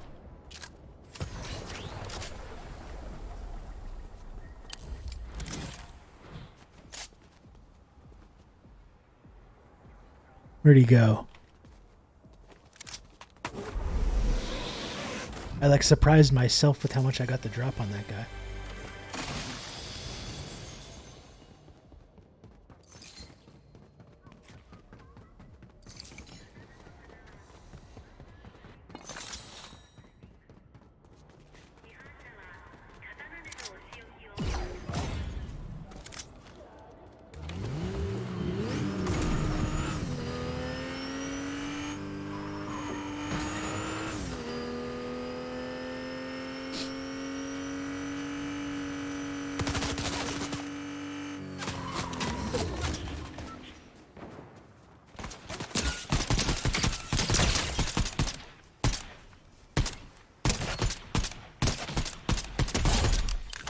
There we go. There we go. Okay.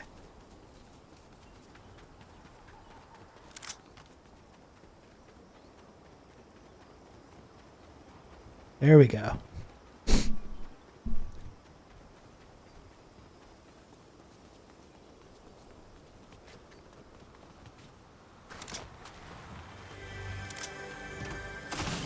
You can count on me. You're gonna have good old Rob to talk you through all this.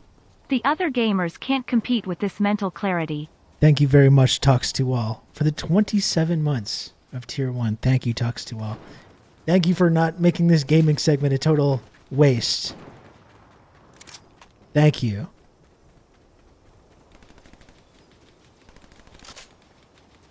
We did it, fam.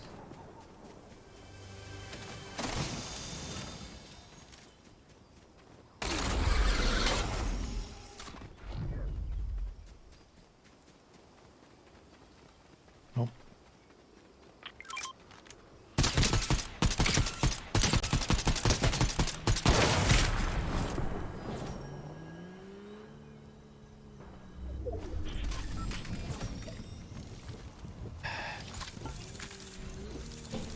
You know what? I think that's my sign. I think that's my sign. It's time to say goodnight. to the gaming zone for this evening. I think that's my sign that it's time to go. Can we get a good job, Rob, going in the chat, please? I need this.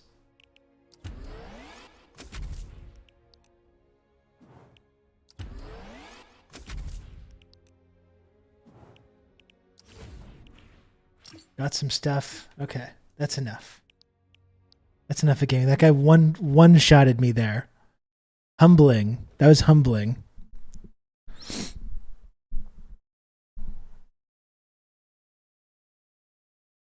Can we do a chat squad sometime? Yeah, that would be fun. You recently started playing as well. Tampon taste tester. Valued community member.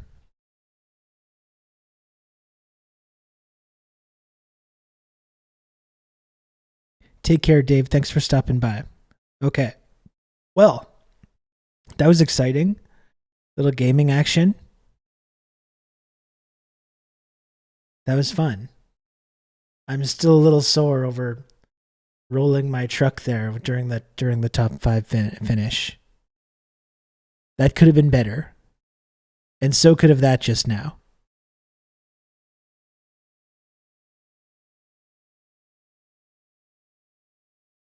I'll be thinking about that one later. Getting headshotted like that. Anyway, okay, where am I looking here? That's there. Move this back over here. All right, gonna change my screen around.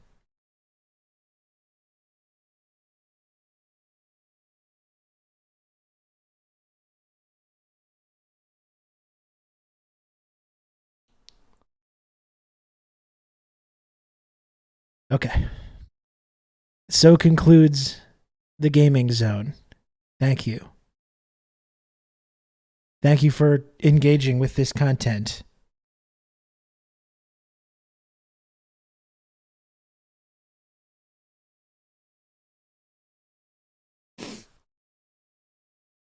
Would have been nice to bring you a win there. It would have been nice to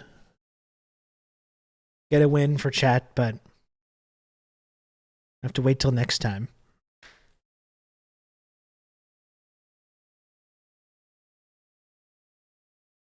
Now I'm in kind of a limbo where I'm wondering whether I should like order food or what. I don't even know what to do. I'm so confused now.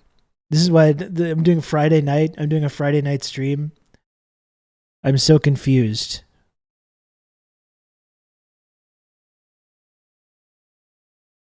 My whole schedule is just thrown off here.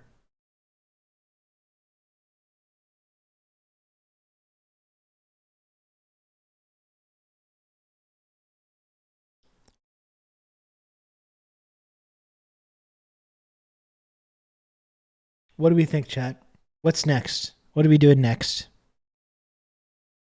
And should I eat something? Second question.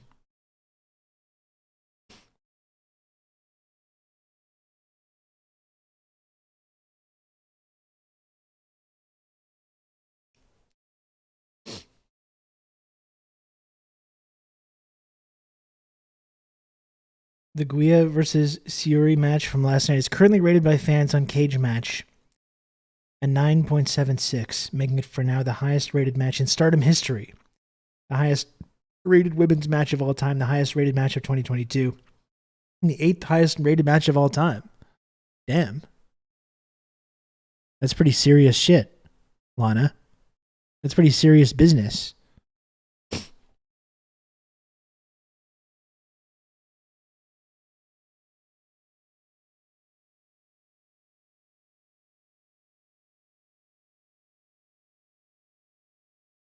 I'm going to watch it. I will watch it. I will watch it and get back to you with my review.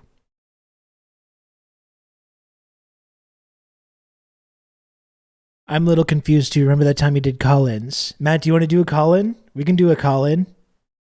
I don't mind doing that.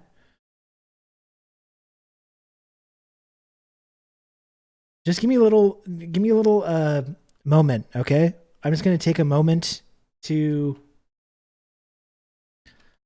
like reorient myself, get like a snack or something, and then I'll come back, and we'll figure out the rest of the evening's activities.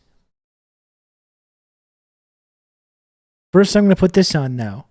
I'm going to put this on while I go away for a few moments. I'm just going to plug in my phone. I'm going to put on this little video to explain to people what the community is about while I'm gone. I'll go for like 5 minutes, and then we'll figure out what's next. Thank you for expressing interest in the Friendship Triangle community. We would be thrilled to have you on board as a member of our exclusive platform. As you may know, the Friendship Triangle is Twitch's only two-dimensional, triangle-shaped, friendship access and trickle-down clout tiered reward system. Today you have an amazing opportunity to join the base level of the Friendship Triangle system. Once you are part of the community, you'll have the ability to rise through the ranks and achieve higher levels of access and rewards. One way to do this is by gifting subscriptions to your fellow members or by inviting your friends and family members to join our community. As you ascend the tiers, you will be exposed to a range of new and exciting benefits, such as exclusive content, advanced features, and access to our elite community members. We are confident that you will enjoy all the perks that come with being part of the Friendship Triangle.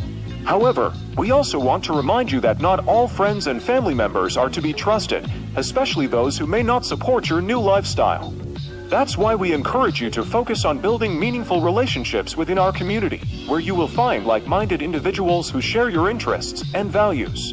If you have any questions or concerns, please don't hesitate to reach out to our team. We are always here to support our members and ensure that your experience with the Friendship Triangle is enjoyable. We're glad that you are considering joining the Friendship Triangle community. We look forward to seeing you rise through the Chaos Zone and all the way into the Elite tier. It's not a cult.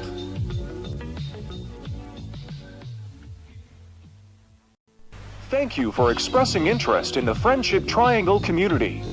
We would be thrilled to have you on board as a member of our exclusive platform.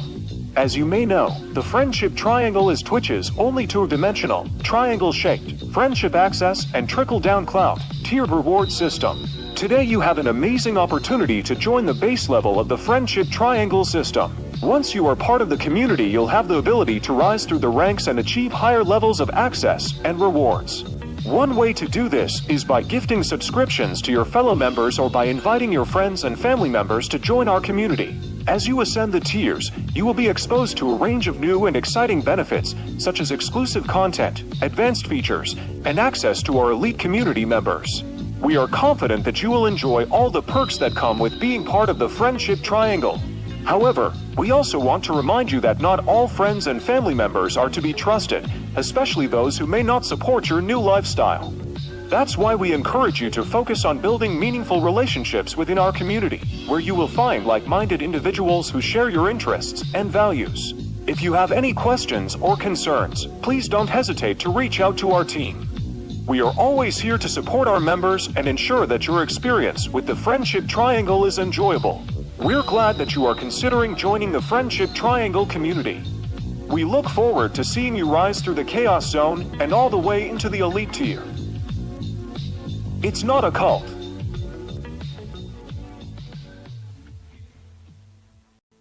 Thank you for expressing interest in the Friendship Triangle community. We would be thrilled to have you on board as a member of our exclusive platform. As you may know, the Friendship Triangle is Twitch's only two-dimensional, triangle-shaped, friendship access and trickle-down clout tiered reward system. Today you have an amazing opportunity to join the base level of the Friendship Triangle system. Once you are part of the community, you'll have the ability to rise through the ranks and achieve higher levels of access and rewards. One way to do this is by gifting subscriptions to your fellow members or by inviting your friends and family members to join our community. As you ascend the tiers, you will be exposed to a range of new and exciting benefits, such as exclusive content, advanced features, and access to our elite community members. We are confident that you will enjoy all the perks that come with being part of the Friendship Triangle. However, we also want to remind you that not all friends and family members are to be trusted, especially those who may not support your new lifestyle. That's why we encourage you to focus on building meaningful relationships within our community, where you will find like-minded individuals who share your interests and values. If you have any questions or concerns, please don't hesitate to reach out to our team. We are always here to support our members and ensure that your experience with the Friendship Triangle is enjoyable. We're glad that you are considering joining the Friendship Triangle community. Hello. We look forward to seeing you rise through the Chaos Zone and all the way into the Elite tier. It's not a cult. I'm back.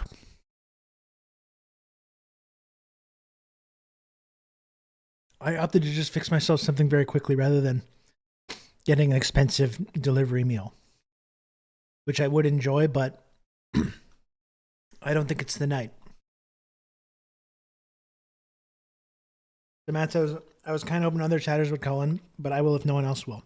Well, let's take a few minutes. There's a few things I wanted to take a look at.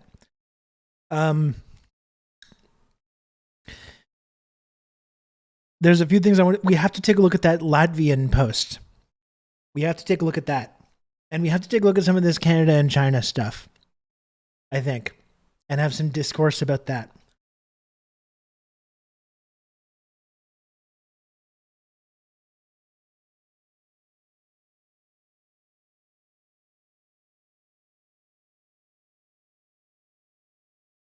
The wife made me one of those Irish sandwiches. What's in an Irish sandwich?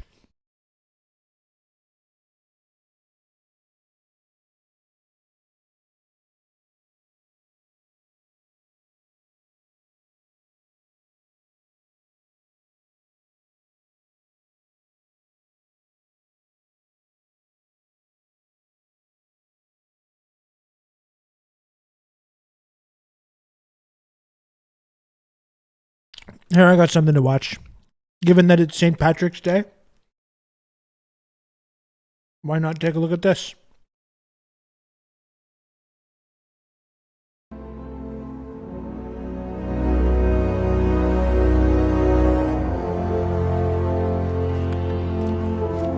Corned beef, Reuben with no onions.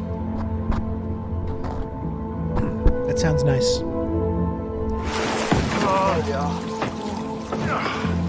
Need a bit more muscle.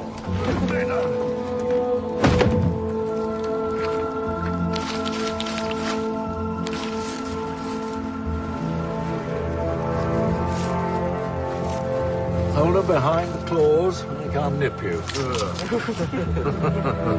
This is what we call a buried hen.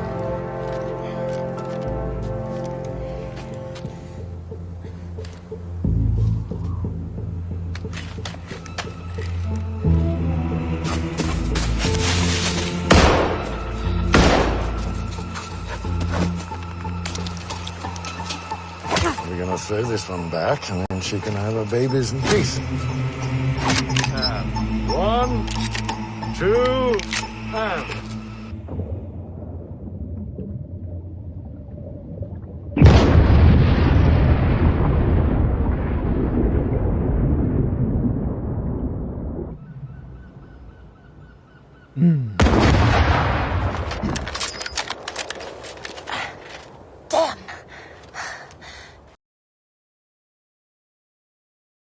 Damn.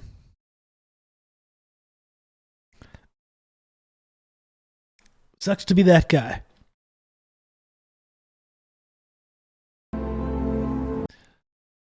Sucks to be that guy. Our thoughts and prayers are with the Lord Mountbatten family on this day. Very unfortunate.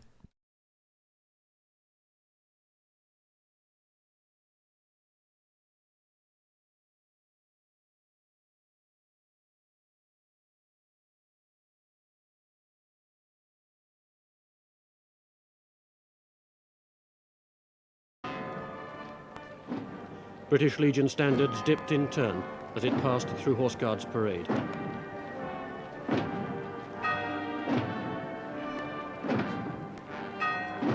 Lord Mountbatten's charger, Dolly, was led before it, his boots reversed in the stirrups.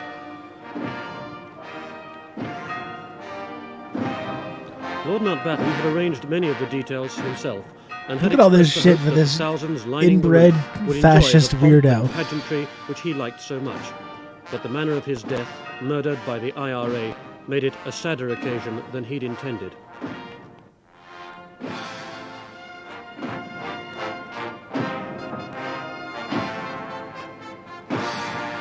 Many of the royal family drove to Westminster Abbey. Happy St. to wait Patrick's for the Day to you, procession's Lisa arrival. Simpson. The Queen led the mourning.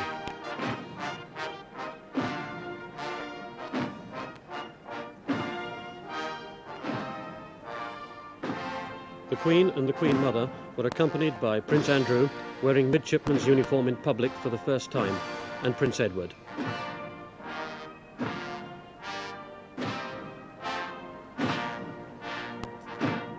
The Royal Marines provided a guard of honour at the Abbey's west door and sounded a fanfare as the coffin arrived.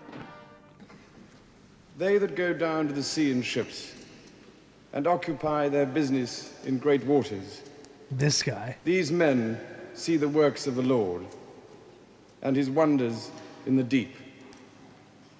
For at his word the stormy wind ariseth, which lifteth up the waves thereof. They are carried up to the heaven, and down again to the deep. Their soul melteth away because of the trouble. The Archbishop of Canterbury prayed for so rare a person with such outstanding gifts. His integrity and flair for leadership, his lifelong devotion to the Royal Navy, his courage and sense of companionship in times of war, his dedication to the cause of freedom and justice, his service While to we're the hearing peoples this, of while we're Southeast hearing this, Asia I'll just put something else up on the screen and as to well. India at a critical period in her history, for being so rare a person. Other churchmen, including Cardinal Hume, Catholic Archbishop of Westminster, also offered prayers. O God, who art the lover of justice and peace, give thy grace. There's some other news stories up there as well. To those who now guide the councils of the nations. And then the whole congregation joined the singing of the Sailors' Hymn.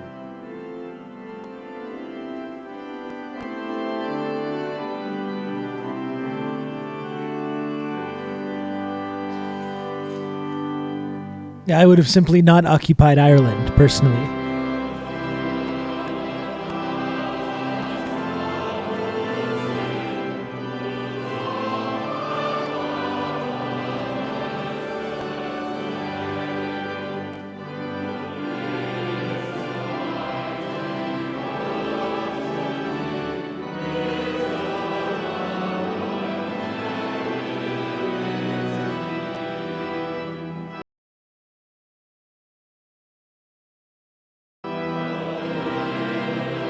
Big L, one of the most historic royal family L's. You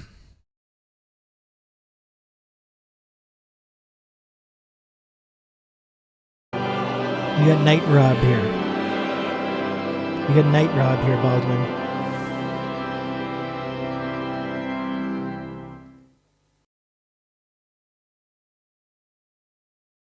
I don't know what is going on with YouTube lately. With this, look at this. Like I got another video, another As St. the coffin Patrick's was Day carried themed from video. Westminster Abbey, This the one's always ceremonial fun as came well. to an end. Sorry, I'll just get this off the screen here. Sorry, I just have another tab open. Just have another tab open there. My mistake. I bet you like drink. I bet you like drink. How else are we gonna cope? I know. How else could we stick to your fucking stupid questions? What's happening? We're Kneecap from Belfast, and we're gonna answer stupid questions that you ask Irish people all the time. Is Irish a real language? No, we made it up the way the Brits had. That's definitely real. We speak it. There's at least 3 of us who speak it. It's not called Gaelic. Just from now on, if you're ever fucking around about going, do you speak Gaelic? Oh, because Gaelic's Gaelic's a sport. Isn't Ireland part of the UK? I mean, it was at one point. I suppose, aye. Nothing's gonna be a part of the UK soon because it's falling apart. Ireland's definitely not a part of the UK. The UK want to be a Indeed. part of Ireland. Why do you think English people know so little about Ireland? ignorance is Ignorant built into your cunts. culture. Always from the start of time, from they fucking started taking over every country in the world, they refused to learn their history and refused to come to terms with. That's the difference between Germany. After the World War, they learned everything about the fucking World War, and now they've come to terms to the fact that, all right, the Nazis were a thing. The best thing we can do is acknowledge it and get over it. Whereas the Brits just want to just hide their past because they'd feel too guilty. Why?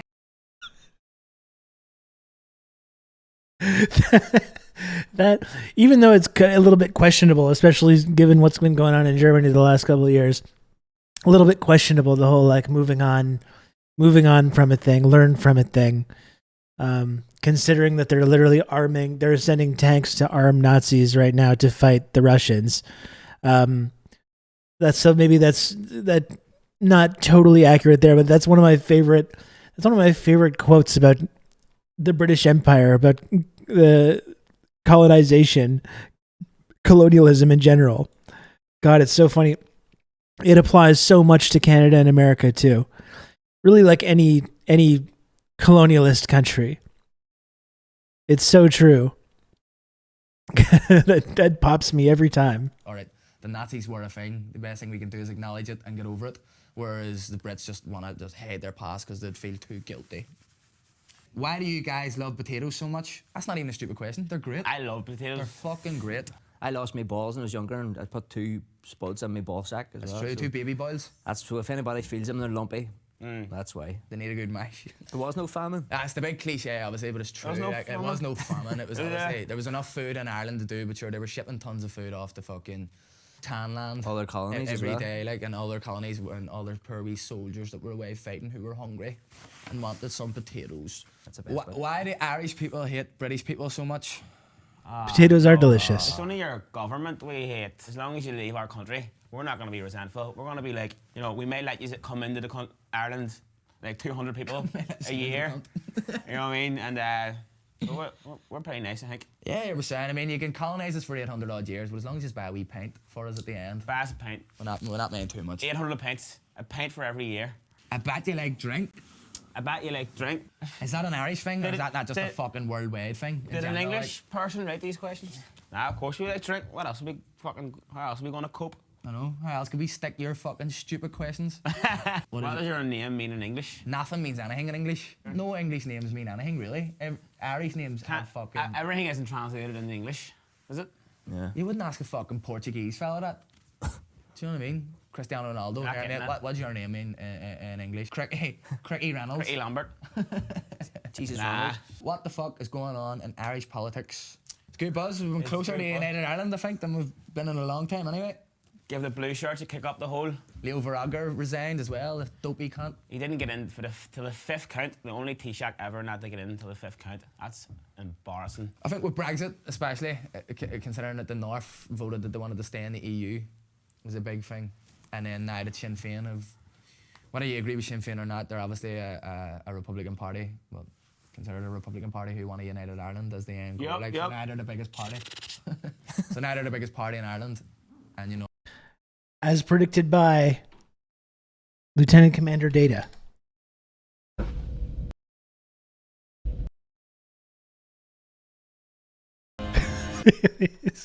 Let him cook. Let him cook. Well, that was worth it. That was the clip I was trying to set up that whole time. I love that though. He's like, I'm not gonna get a sanctimonious lecture from someone from fucking the United States of America, whose ancestors are from there, that hellhole.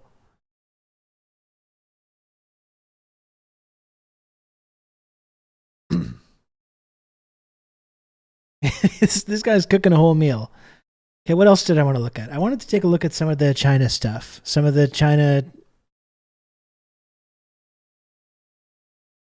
you know, the China is doing political interference. China Gate. I don't know if the Americans have Russia Gate. We've got China Gate. Let's get into this.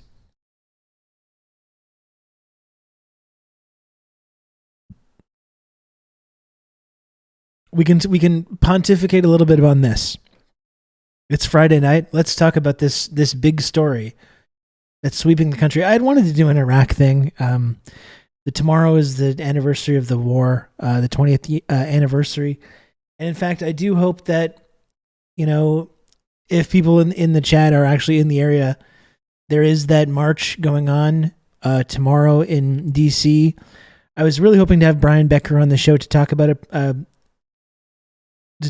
the march. Wasn't able to make the timing work, but I would, if people are around, I hope people will go to that. I'm looking forward to seeing the footage of it. I hope that they get a good turnout and that it's superior to the sort of libertarian Red-Brown Alliance squad.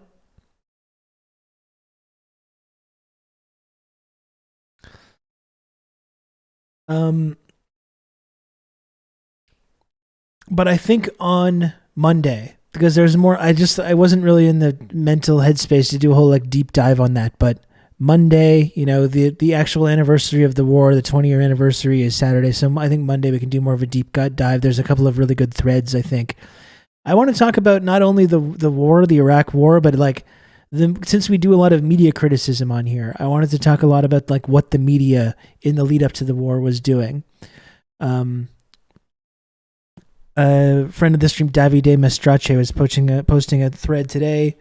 He wrote a piece in Passage outlining all the different like Canadian journalists that were like supporting the war and advocating for it and using their platforms to not only advocate for the war but attack anyone that was against the war. The very same people today that are like still in prominent positions in the media today, still lecturing us about what we should and shouldn't do when it comes to China, when it comes to Ukraine. Like you'll see a lot of crossover. There's a ton of crossover with the people that are promoting this China story right now in Canada and the very people that were deeply implicated in promoting the Iraq war prior to the war breaking out and completely like discrediting and arrogantly dismissing anyone that was against it at the time. Kevin Gustola is doing like a real-time retweeting thing. Oh, that sounds. Do you have a link? I don't know if I follow Kevin Gustola. Matt.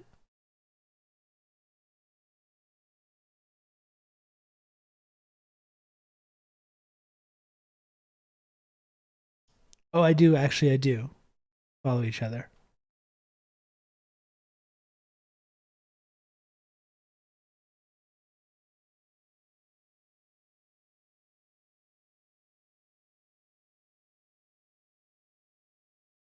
That's cool. I'll keep my eye on that.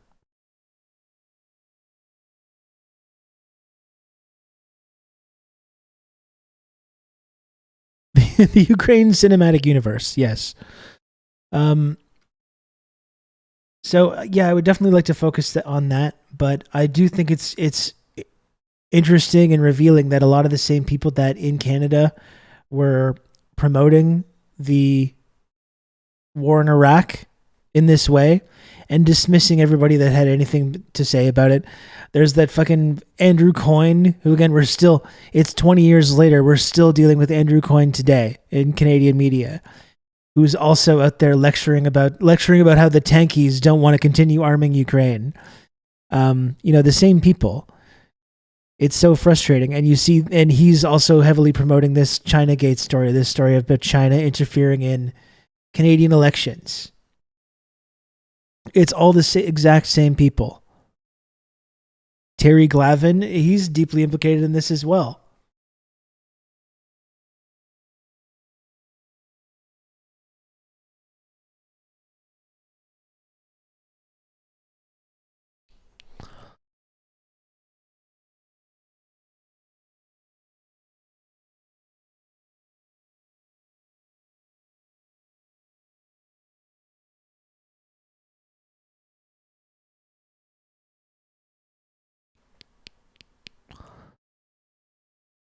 Let's look at this. Here's from 4 days ago. CSIS is going very hard on this shit.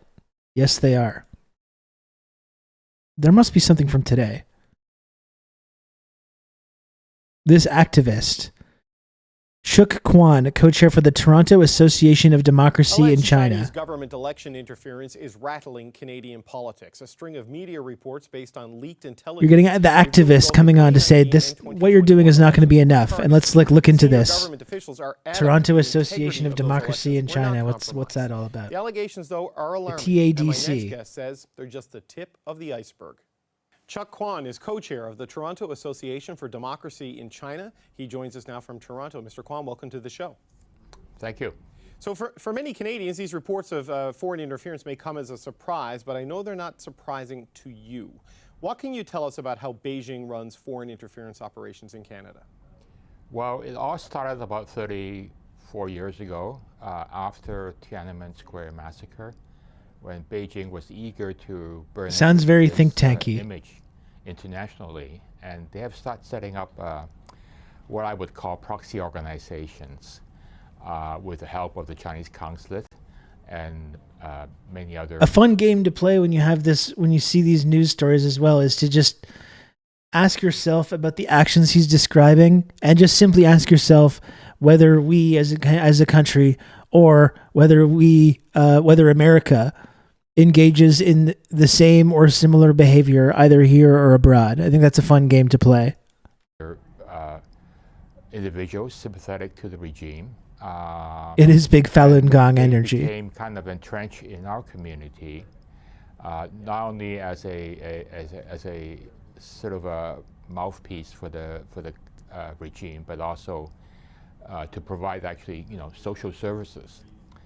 And through these organizations and through their proxies, Beijing has been able to exert very soft influence in many ways, in many levels of our government, in academics, in the business, of course, and of course in the Chinese diaspora itself, the Chinese Canadian community, if you will.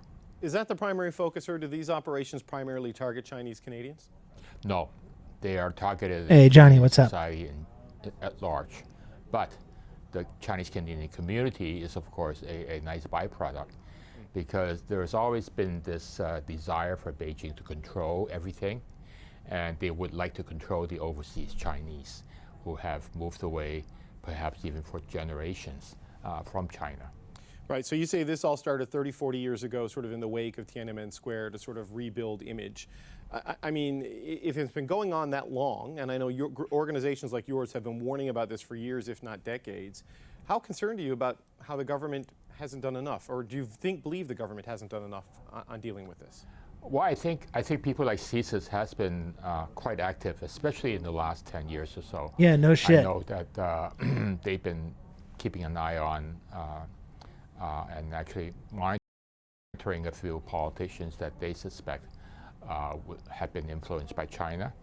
And I know for a fact that some of these people they're watching are people that we watch as well.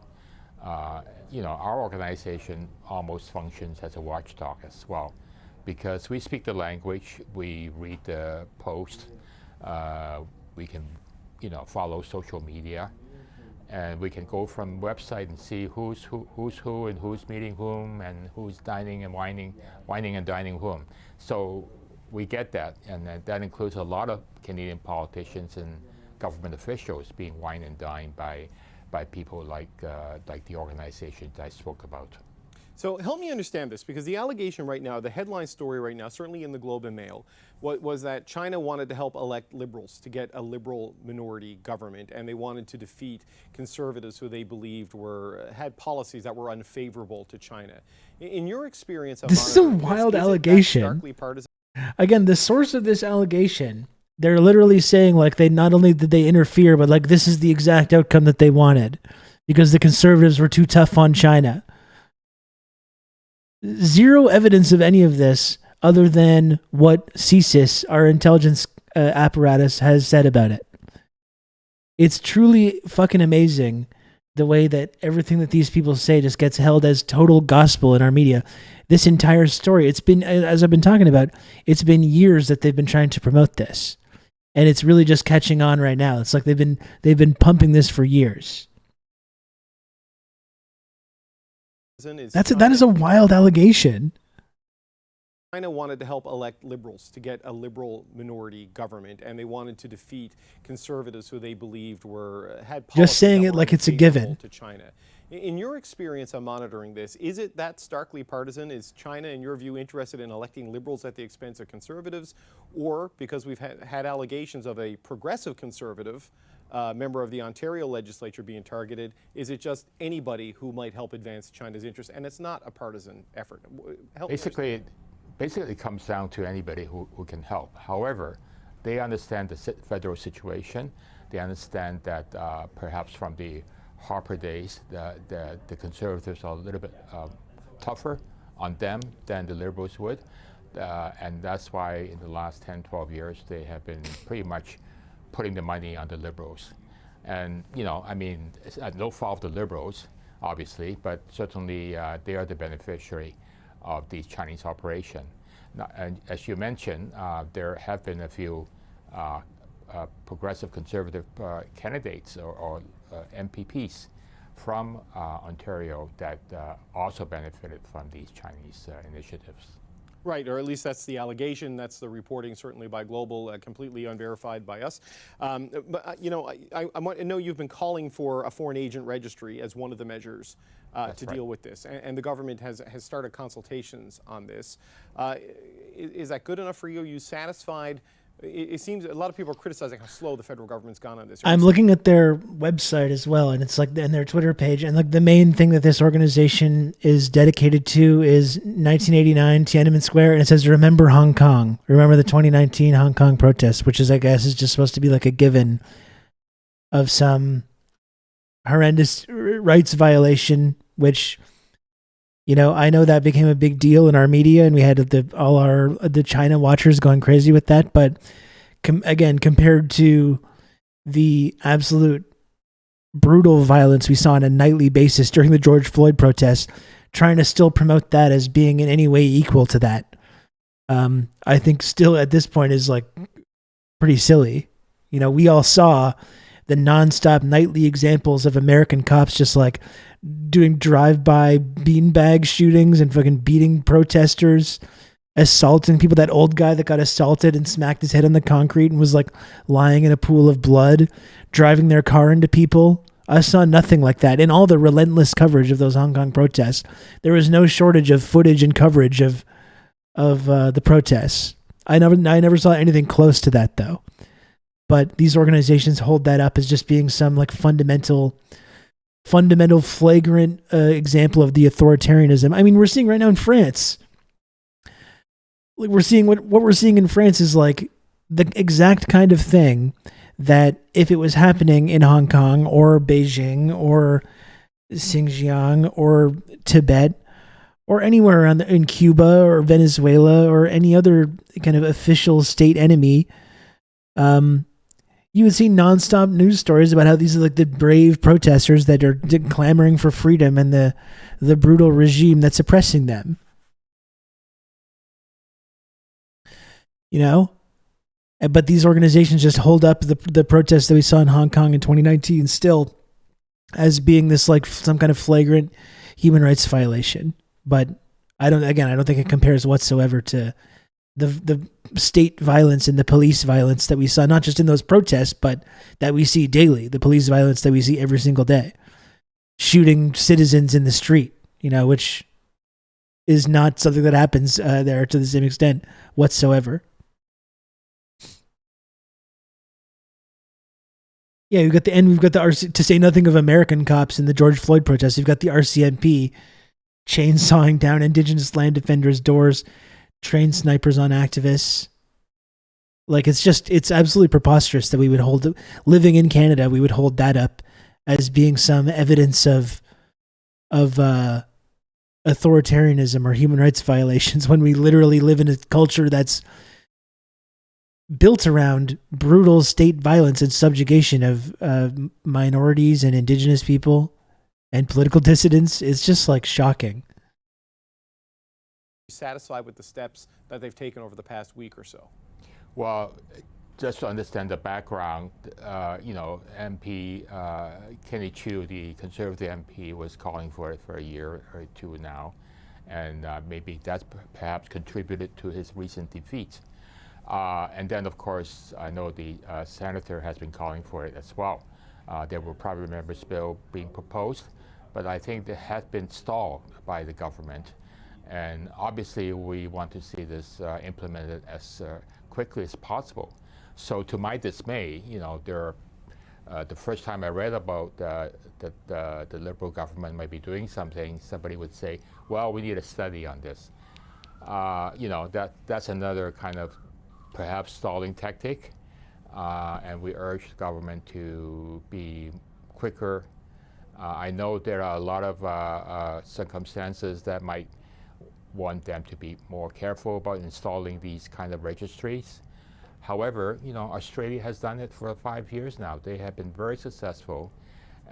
In 2018, Australia passed the Foreign Intelligence Act, basically cleaning house. Yeah, we should be more like Australia. We're looking at a lot of politicians, a lot of officials that have very, very cozy relationship with the Chinese consulate and the Chinese associations and affiliates, and they were alarmed, and hence they have done. That guy Trump ordered to be executed. Seriously, Trump bragged about it. That guy was just executed by the police, and Trump was just like, "Yeah, we totally took that guy out." Right, it's bigger than just the interference in the election period, as you've outlined. It's a whole of society, or attempt to influence the thought process of the whole of society. But that's right. You know, on the slow pace of the foreign agent registry, and even on the consultations, and on questions around a public inquiry, the government has pivoted back to concerns about anti-Asian racism. You know, that there will be backlash against Chinese Canadians. Do you share those concerns? Yeah, as we're framing them as being having like dual loyalties. I would categorically say, you know, the Chinese Canadian community welcomes such a registry. I mean, shining a light on a few bad apples is not enough to overturn your apple cart. So I think it's all good. Our worry is that the people in charge are perhaps hiding behind this racism shield in terms of deflecting the issue. Sad.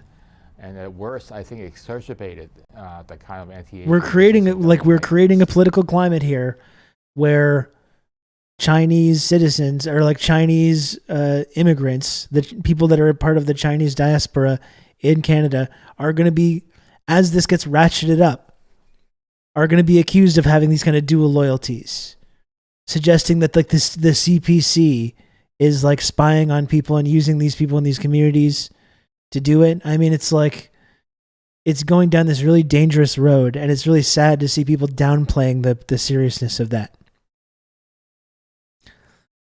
It's all good. Yeah, have anti-Asian hate crimes gone up or down? That's a good question. You know, it's really disturbing. It is really disturbing the way that that's like ramping up, and to see people kind of rubber stamping that. Have seen during the pandemic. So I think, you know, for one, we need to be obviously very careful in the language that we use. I would advocate, you know, saying separating the China, the country, from the people. That's what they all say. Of China or Chinese people. What about Chinese people that think that their government is good, though? What about that? We want to separate the country, the people, from the government. There's quite a few people, though, in China and around the world that actually support the government in China. Though, what about those folks? You know, are they allowed to like hold this opinion? Are they allowed to like hold these allegiances?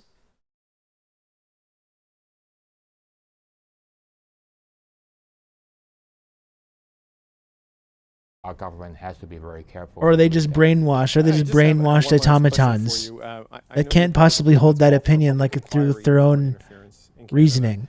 A report that was released in March of 2020, which is very unfortunate timing for your organization, considering that's when COVID sort of took over absolutely everything. I mean, do you think it's inevitable? You want them to agree that their government, their former government, is bad and should be taken out of power? The Yeah. Minister will have to call a public inquiry into this issue. Do you think it's avoidable at this point? I don't think the special rapporteur goes far enough. I would advocate for a very open public inquiry. Only by doing that, certainly a lot of information can be redacted, but there are information that doesn't are not confidential, and that should be shared with the public. I think it will give assurance to the Chinese Canadian community that after so many months and years of asking for protection of their community from harassment and intimidation by the Chinese Communist Party, they would welcome such a public, very open, very public inquiry. Okay, Chuck Kwan, thank you for being so open with I wanted to take a look at this too. Look, we were talking about like the Nate Silver pundit brain. A new poll from Leger Like, look at is this. shedding light on how Canadians feel about alleged Chinese government election meddling. Overall, they think the country's electoral system is safe, but a majority want the federal government to call an independent inquiry. Like, no shit. When you have this full court press news story about this, lo and behold, people that are living in the country start to hold this opinion. It's this pundit brain thing. Well, people want this inquiry. Well, why do they want it? They want it because our intelligence community, in the media, their media stenographers have been relentlessly promoting this story in every newspaper and on CBC and in global news. Our entire media establishment right now is laser focused on this across the ideological spectrum. So yeah, it's no wonder that there's people that are starting to think now, yeah, that we should have some kind of inquiry in this. This is what's being promoted in our media every single day. Yeah, it's very snake eating its own tail shit. The Prime Minister has punted that decision to a yet-to-be-named special rapporteur. We are working to appoint that special rapporteur, that special independent expert, in the coming days or week. We're working extremely quickly on that. And listen, you folks, you know that that's actually pretty funny. His smug smile there. You know that I'm not a Trudeau fan. You know that I'm not a lib, chat. You know this, right? You understand this about me. I do kind of feel that there's kind of like an attempted soft coup going on here right now. Like, I mean, you can't deny that CSIS right now is relentlessly promoting a narrative that's designed to damage Trudeau and the Liberal Party, and to even call the whole legitimacy of their democratic election into question. Like, that's not even really, that's not a conspiracy or like an opinion. That's a factual thing that's happening. All these stories are being sourced from CSIS, from like basically one source. It would be the same thing as like an FBI agent doing a whistleblowing on Biden for getting election interference, and then having this entire mass media establishment completely promote this idea because one FBI agent said so. I mean, similar to what happened with Russiagate, even with Trump, even though there was a lot of shady connections with people with Trump's like corrupt buddies and all the weird foreign connections that they had with people. Like there were actual things going on there, but there was also a lot of just pure speculation that was promoted in the media. But we're talking here about like one whistleblower in CSIS that has promoted this whole narrative. And it does feel like there's like, that's undeniable. I think like this source is coming from, it's not like it's coming from a rival political party. Like in Trump's case with Russiagate, like it was the Democrats that were really promoting that story. Hillary Clinton. Like, this is not what's going on here. This is our intelligence agency just accusing Trudeau and the Liberals of getting help from the Chinese to win this election, and is trying to undermine Trudeau. And as we were speculating before, you can wonder why that is. I think part of it is that things are ramping up, and there's no room anymore to be squishy about this. And in fact, there's one of Canada's main pundits has been speculating on this on Twitter, which I wanted to take a look at in a moment, which is going to, I think, really put this into stark relief here. Let me just continue. But yeah, the majority of Canadians want this inquiry. It's not a surprise. It is not a surprise when this is what our media has been talking about now for a couple weeks straight. As expected, Conservative leader Pierre Poilievre is not happy with the Prime Minister's approach. I think Canadians of all political backgrounds are asking, what this fucking has Justin nerd Trudeau got to hide? What did he know, and when did he know it? That's the Former question. Directors of the Canadian Security Intelligence Service, Richard Fadden and Ward Elcock. Gentlemen, thanks so much for joining me. Pleasure. Mr. Elcock, I'd like to start with you if I could, and with this latest poll that 72% of Canadians polled support an independent inquiry, and 1/3 of them say the potential intervention by foreign states is so important that it greatly compromises the legitimacy of the election results. I know you've been opposed to the idea of a public inquiry. Does this change your view in any way? No, it doesn't. I think the problems around a public inquiry are still there. I'm not sure the Canadian public... Sorry, who's this actual guest? I know you've been opposed to the idea so important that support an independent. This poll that 72% of Mr. Elcock, I'd like to start with Richard Fadden and Ward Elcock, two former directors of the Canadian Security Intelligence Oh, Service, good. Richard Fadden and Ward Elcock. Gentlemen, thanks. Sorry, I wasn't paying attention when they interviewed the guest. When I talk about how CSIS has deeply implicated this, right? CSIS is the one talking to these like journalists in the Globe and Mail who broke this story. And then when CBC or these other Canadian media establishments want to talk about the story, who do they bring on? Not one, but two former heads of CSIS. Like, I can't stress enough how CSIS is the source of this story, and all of the like pontificating people on TV, the pundits that are bringing on and the experts they're bringing on TV are from CSIS. Like, you know, you can draw the comparisons to Russiagate or whatever, but I think it's so stark, the fact that like this is not this wide variety of different people that are talking about this story. It's literally CSIS is the source of the story, and they're the experts that they're bringing on to pontificate on and talk about the story. Literally two former CSIS directors. You can't make this shit up. Thanks so much for joining me. Pleasure. Our healthcare system is collapsing, but whatever. Let's start with you if I could, and with this latest poll that 72% of Canadians polled support an independent inquiry, and 1/3 of them say the potential intervention by foreign states is so important that it greatly compromises the legitimacy. CSIS is the Canadian, it's like the Canadian FBI, or maybe that'd be the RCMP. It's like the Canadian CIA. It's the Canadian intelligence community. They're the ones that are promoting this story in the media. They're working with their like loyal stenographers in the media to promote this story. And they're going on TV to talk about the story as well. And just so no one gets the wrong idea, this is not coming from a place. I'm not defending Justin Trudeau. I'm not. But I think we have to be clear-eyed about kind of what is going on here. There is this effort on the part of the intelligence community in Canada right now to undermine Trudeau, or at least to suggest that he's like soft on China. And we have to ask ourselves why that's happening. And I think, yeah, part of it is that it's just been ramping up, and there can be no room for this kind of like squishy diplomatic stance. Again, I'm not defending Trudeau, but you had the NDP and the Conservative Party a couple months ago. Both came together to like formally accuse China of doing genocide, and the Liberals abstained. Like, the Liberals understand that they have to take a sort of diplomatic stance, and they do try to keep up somewhat normalized or not friendly, but at least like not hostile relations with China.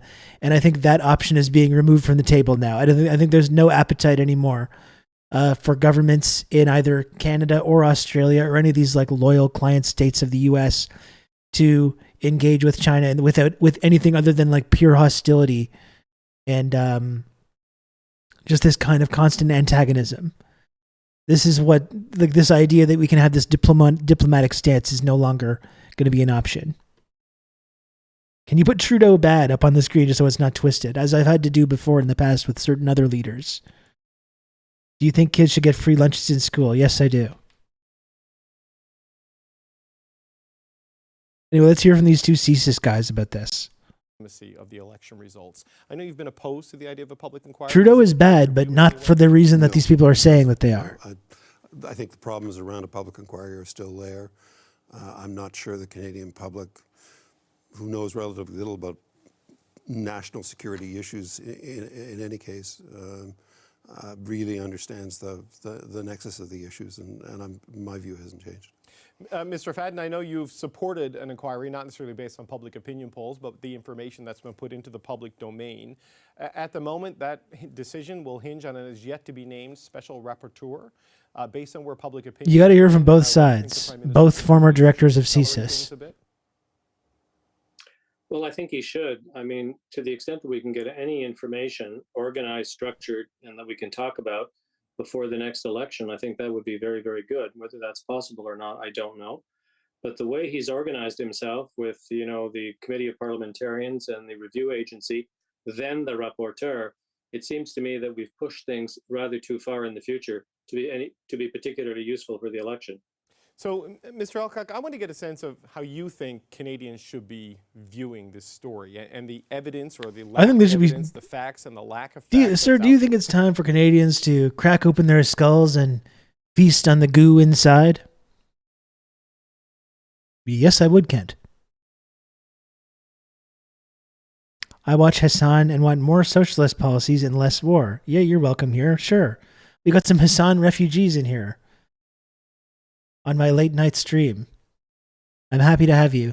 I just hope, and I'm just going to do a little brief pitch, that people subscribe to the channel.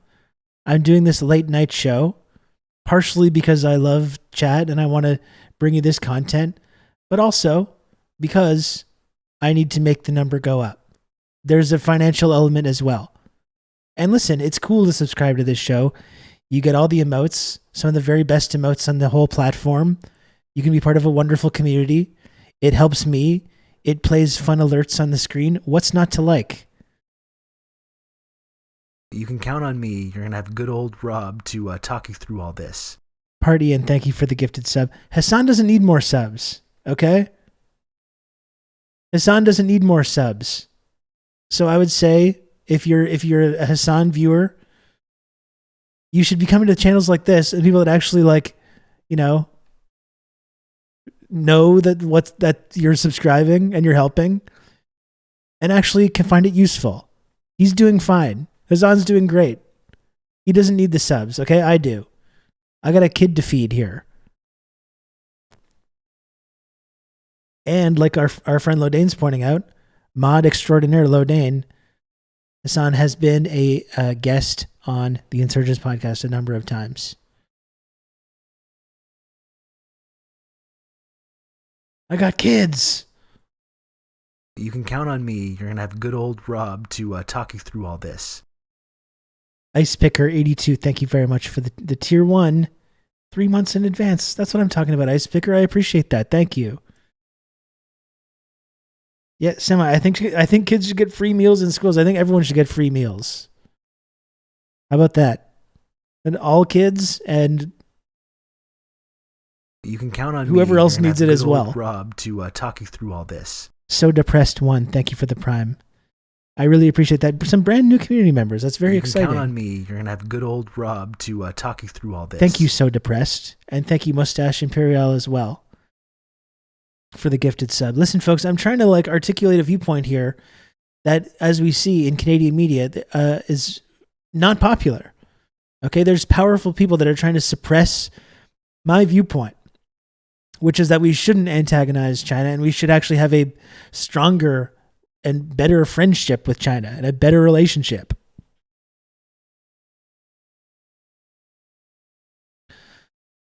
The Canadian media hates this. Very powerful people are very invested in ensuring that no one articulates this viewpoint in our media establishment in Canada. And one way that you can promote that, one way that you can fight against that, is by subscribing to this very program, TRRS. You can count on me. You're going to have good old Rob to talk you through all this. Slub, slub, slub. Thank you, BBDH, for the 14 months of Tier 1. The Canadian media hates this one trick.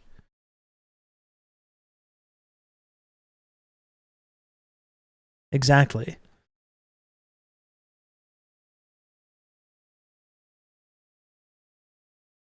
What shit just dropped for this occasion? Hey, Ice Picker, thank you very much for the $15. There we go. I really appreciate that, Ice Picker. Heck yeah. And not only can you show that alert of me dancing there by tipping like that, with 5 gift subs or above, it plays, you see a little clip of me dancing. A different one than what you just saw.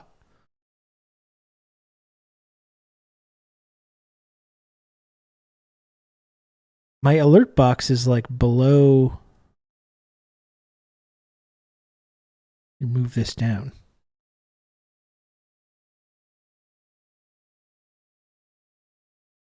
Ah!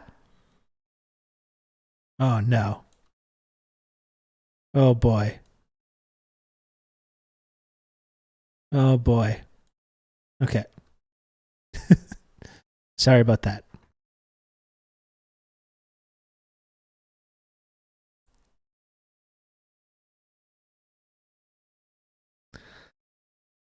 Let's hear more. We do have a hype train going though, folks. And it would be really good stuff, I think, to be able to finish out the week strong by making number go up into the good number. And it would reward me for spending my Friday evening here with you fine folks. You know? I'm here. I'm not here of my own volition. I'm here for you. Remember that. This is all for you. Anyway, I will continue the video now. Out there, because this entire conversation is being driven by leaked intelligence. How do you think Canadians and journalists should be interpreting that intelligence when we don't have a complete picture? Well, intelligence, for starters, is not evidence. It's not fact. It's merely an indication of something, depending on the quality of the intelligence. Anonymous tipper, thank you. The sources of the intelligence and so on. And all of that we don't know. It's not something that... Thank you, Anonymous tipper, for the 333. Very kind of you. Thank you. So they haven't provided anything like that, any sort of assessment, are not capable of providing any sort of assessment. In the circumstances, my guess is we got 2 minutes left to level 2. I guess my take on the information is that it's pretty thin gruel for the level of political problems that have been created by it. But I understand, partly because people don't understand much about national security in this. Yeah, I will tell you that. Yeah, they definitely don't understand very much about it. The actual CSIS guys be like, yeah, it's pretty thin, it's pretty flimsy for the amount of that we've talked about it. Even the fucking CSIS guy is arguing against the amount of time we've spent talking about it. Yeah, I'm surprised as well. It's really unbelievable, though. This country, that it assumes a larger, takes on a magnitude that people don't, because they don't understand it, takes on a greater magnitude. So, Mr. Fadden, sort of the same question to you, because even some of the media outlets that are reporting this say they've not been able to independently... It is embarrassing, and it's very racist. With all the caveats that are out there, how do you think other journalists and citizens at home should be consuming this? Well, to use an old expression, where there's smoke, there's usually fire. I agree broadly with what Ward has just said, but there is so much smoke, and there has been similar smoke in a number of our closest allies. So it seems to me there's... Folks, 30 seconds left of this hype train. We could, with a few generous chatters, get to level 3 of this hype train. I'm sorry, I'm trying to do this important discussion and also try to promote the stream at the same time. But I'm simply saying, it would be a possibility. Let me just throw that out there. Something here to worry about. I tend to agree with Ward that the political reaction is a bit exaggerated, but we shouldn't be surprised. I mean, our politics are becoming overly polarized. Both CSIS guys are being like, you're taking this really seriously, aren't you? Hares running amongst the pigeons, or whatever the expression is. But I do think there's still value in having a public inquiry, if only in the end to educate Canadians. Ward is dead right when he says that we don't think or know a great deal about national security. But the way the world is going, I think we should use every opportunity we can to try and educate people about national security, if only people on the Hill, people in the media, and in the universities. But, Mr. Alka, we see reports of specific allegations. This Liberal candidate was a witting agent of Beijing. This progressive conservative member of the provincial parliament... Semi, what's your deal? ...for money. And what's your it's based deal? on intelligence, and it's uncorroborated. How should people react to that? How seriously? I mean, I've literally got Vladimir Lenin like right next to me here. What more do you need? What more do you need from me? You media people need to calm down a little. It's our job to stoke fears. Should they That's take right. these claims when there is no criminal investigation that we know of from the RCMP? I mean, how should we interpret those things? Well, to work backwards, the problem is even if there were information in the leaks that could be prosecuted, the reality is because it's based probably on sensitive intelligence, there's probably never ever going to be a prosecution because you can't reveal the sensitive intelligence to make the prosecution useful. So the reality is there's never going to be a prosecution on any of these things. The intelligence that's there suggests there's a problem, and Dick's right. There has been a problem around foreign interference for a long time. This is not new news. It's been a problem for some time. This isn't actually all that dramatic, although it does show an increase over the years and has been an increase over the years in terms of foreign interference. How you actually deal with that is a lot more foreign interference by who, though? Prosecution. That's what I keep asking. Difficult.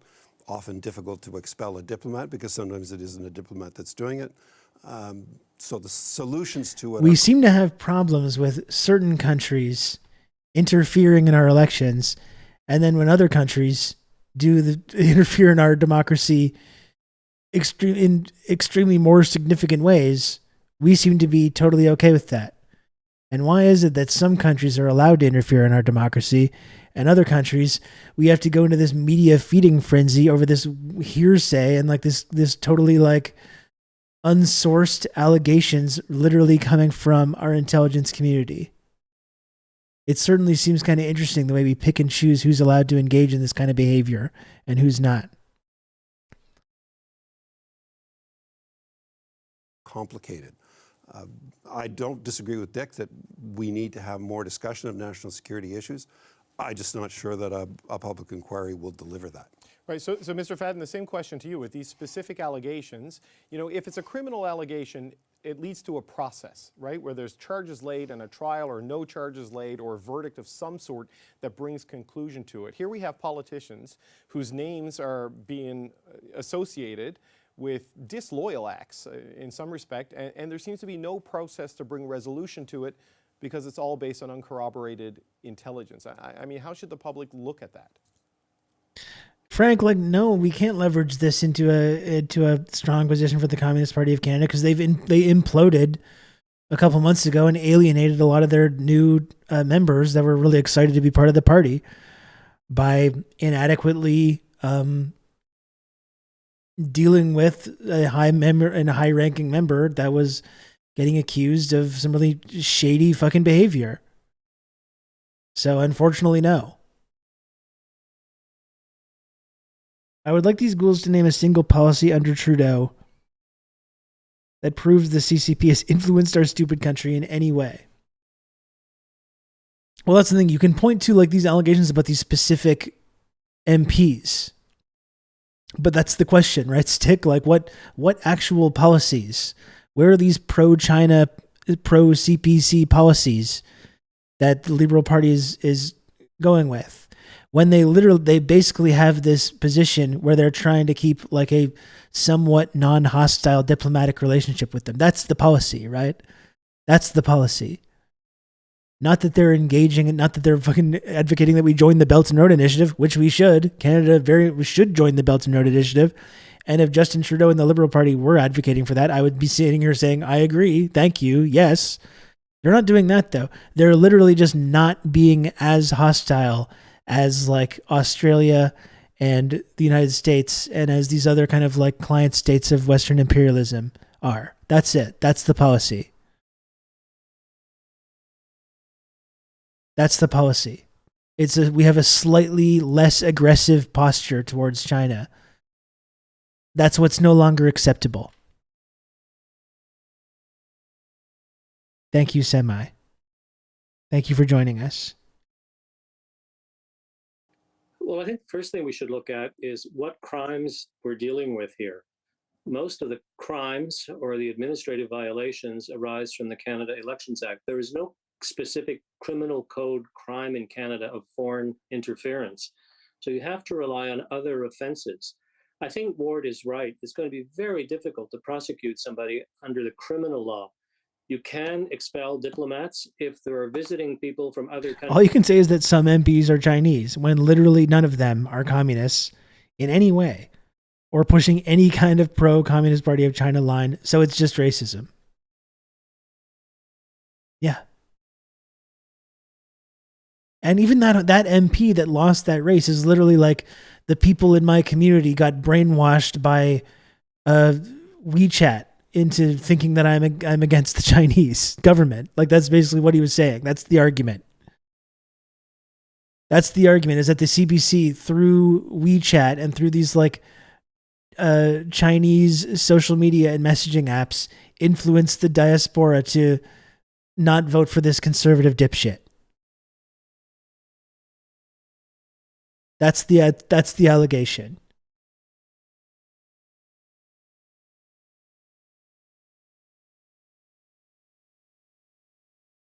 Diaspora. Fuck.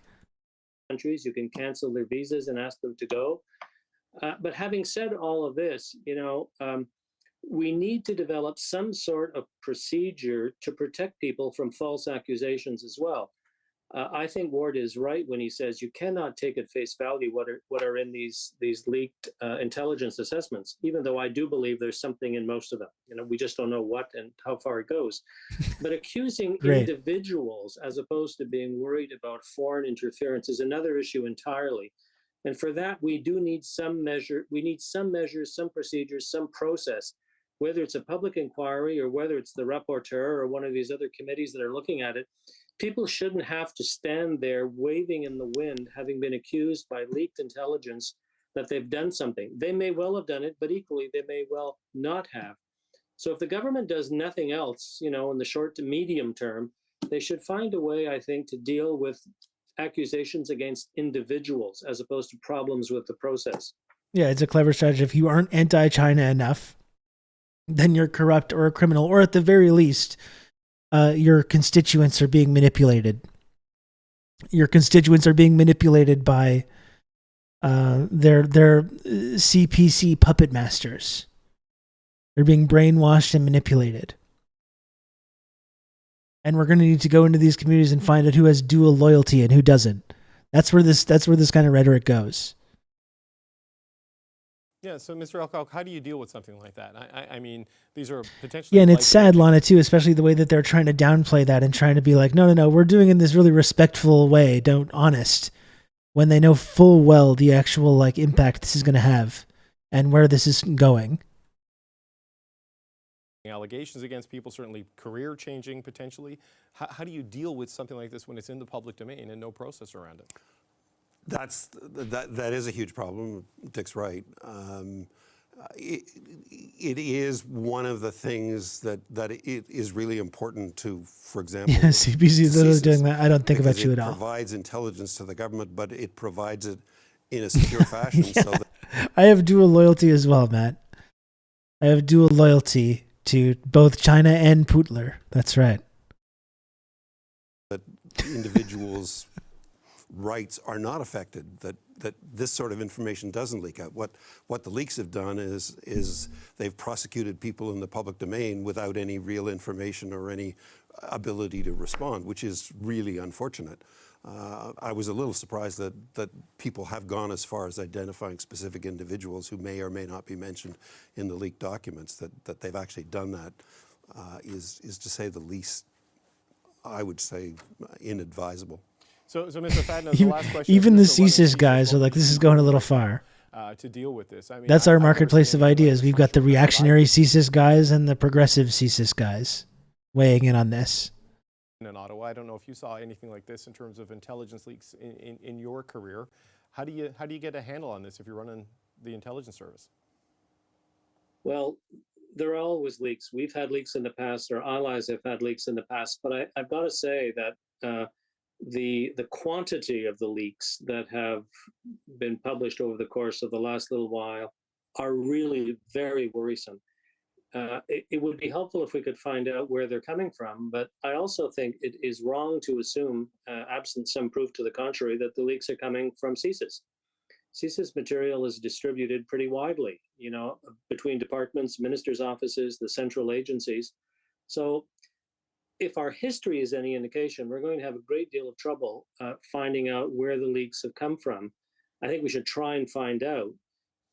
If I were the director of CSIS, I would really be urging my people to batten down the hatches and making sure that the leak doesn't come from there.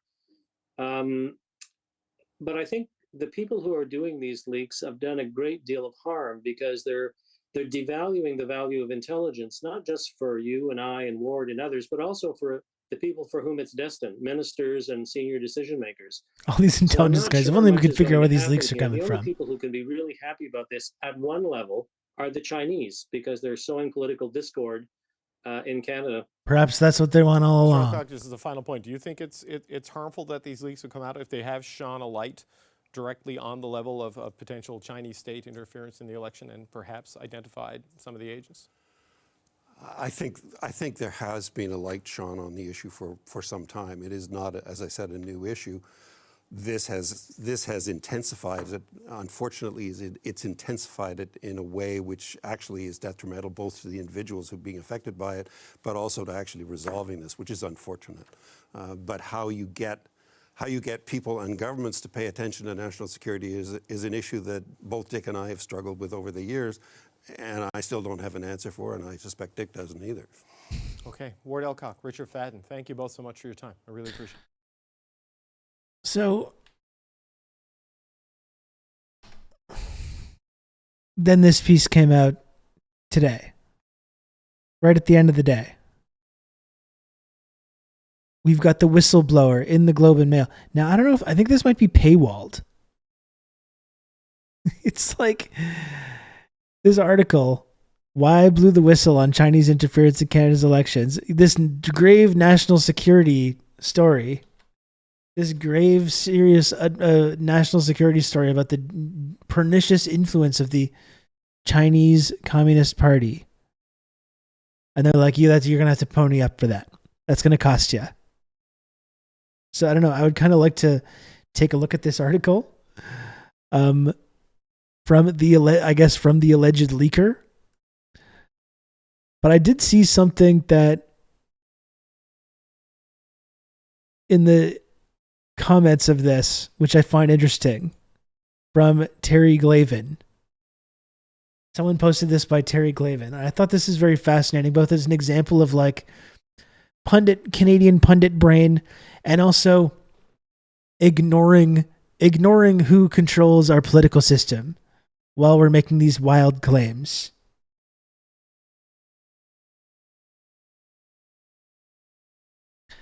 Terry Glavin says, been on this story for, I guess, 12 years now. Takes a lot to surprise me. Team Trudeau successfully normalized unseemly intimacies with the CCP.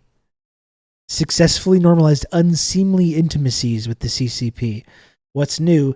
The Yanks finally put their foot down and CSIS is in open revolt. They're not going to cover for the government anymore. This guy says, what do you mean by the Yanks finally put their foot down? Glavin says, the Biden administration pulled the pin. It's a new world. You can't have it both ways. Stop pretending China is Canada's friend. And I actually, as much as I disagree with a lot of stuff that Terry Glavin says, and I disagree the way that he's like approaching this, I actually agree that that's the most likely reasoning for what's going on here. Right? America has now taken this kind of you're with us or against us stance. And all its it's like calling all its client states to follow its lead on that. And that does kind of seem like a little bit what's going on here, where they've kind of finally put their foot down and you have to play in both sides here. And you're going to have to come on board with us on this. And if that's true, and I believe that is true, I believe this is coming from the U.S. State Department. You know, it's directly coming from the CIA, the U.S. State Department, CSIS, and now our Canadian media picking up the story. And if that is the case, and I believe that is the case, then who's interfering in Canadian democracy? And who is it? If America is basically just like putting their foot down and saying, no, you're not allowed to like have normalized diplomatic relations with this country anymore, and we're going to like undermine you by calling it a favor to your intelligence community who can go into open revolt, as Terry Glavin puts it, and promote this story in the media, specifically deliberately to undermine the current prime minister of the country. Which country then is interfering in our democracy and our electoral process? And Terry Glavin can say these things without a hint of irony. Like, Terry Glavin's not saying this from he's not disagreeing with it. He's not critiquing it. Glavin supports this. And this is the absolute state of the kind of like Canadian pundit classes. You can hold these two thoughts in your head at the same time. America's putting their foot down and stepping in and ensuring that, no one can have these kind of normalized relations anymore. And now we're going to push back against this insidious Chinese threat that I've been covering for years. Yeah, it is undermining sitting leaders. Like, I genuinely think that's what's going on here. And if that's the case, and as I agree with Terry on this, I think I agree with him from a completely different angle. But it's amazing to me that you can hold this viewpoint, that this is coming from a directive from the U.S. State Department, and your main concern with our democracy or our electoral system is with fucking China. To say nothing of Israel or Saudi Arabia and the way that they interfere in our democracy regularly as well.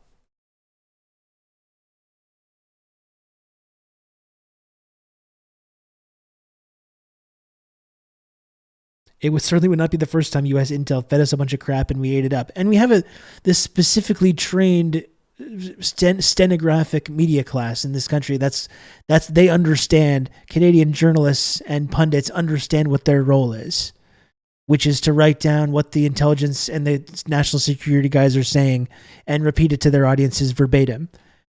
And then it's like, lo and behold, Canadians want to see a inquiry into this. And it's like, yeah, that's not surprising. That's not surprising at all. Our precious Michaels, like, it's been a nonstop, our media has played a nonstop role in this, right? For years now. With Hong Kong, the Michaels, the beautiful, precious Michaels who fell down a well. They fell down a well in China and we had to rescue them. With the Uyghur stuff, with surely we're going to be heavily on board this Taiwan thing, especially now that people in our security state have gotten the message on this once Taiwan starts to ramp up.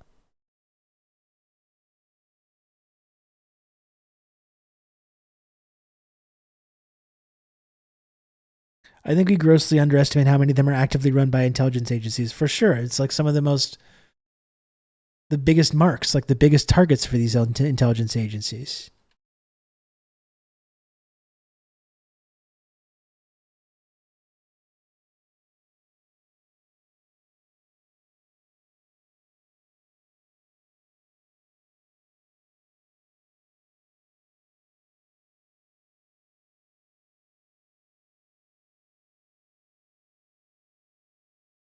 I'm trying to see if I can get that Globe and Mail piece. Trying to use some hacking. Trying to do some little hack in here. Trying to get that piece.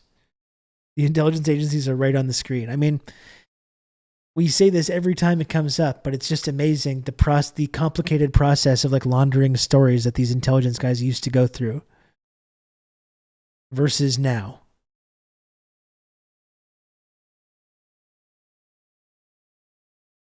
When they just go on TV to talk about this shit.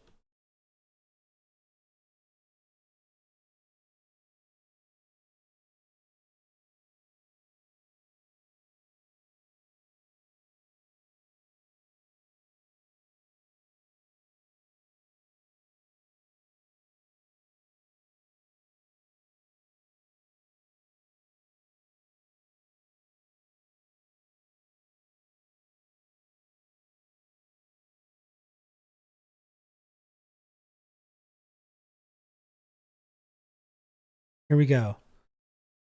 Look at that. I'm gonna wait. Hold on. This was actually Lodane that did this, but look, I'm gonna do a little hacking. Gotta hack into the Globe and Mail mainframe here. Just take me one moment here. Sorry, this is complex hacking stuff here. And bingo bango. Look at that. We're in. We're in, folks. I didn't just have Lodane just do that for me. That was just to throw you off my trail here. How long is this? Super long? Let's listen to the story. This is from the leaker. Oh, can't listen to it. When I joined the public service many years ago, I swore an oath, not to party or to person, but to my country, to its democratic institutions, and to my fellow Canadians. When I first became aware of the significance of the threat posed by outside interference to our democratic institutions, I worked, as have many unnamed and tireless colleagues, to equip our leaders with the knowledge and the tools needed to take action against it. Months passed, then years, and the threat grew in urgency. Serious action remained unforthcoming. I endeavored, alone and with others, to raise concerns about this threat, directly to those in a position to hold our top officials to account. Regrettably, those individuals were unable to do so. In the time that passed, another federal election had come and gone, the threat of interference had grown, and it had become increasingly clear that no serious action was being considered. Worse still, evidence of senior public officials ignoring interference was beginning to mount. And I think when you talk about like why, Matt, like to answer your question from a few moments ago, I just don't know why the CIA would only complain about the liberals and not the other two parties. I mean, I definitely think like the Democrats are kind of the party of the CIA now. Like with Trump, like I think the intelligence community were openly trying to undermine him in every step of the way. And now you have all these CIA spooks like in the Democratic Party and showing up on MSNBC and everything. Which is why they're not being treated in like Biden's not being treated in the same way. In fact, if it was Trump, that was the one that was framed as being the one that was accepting foreign election interference, right?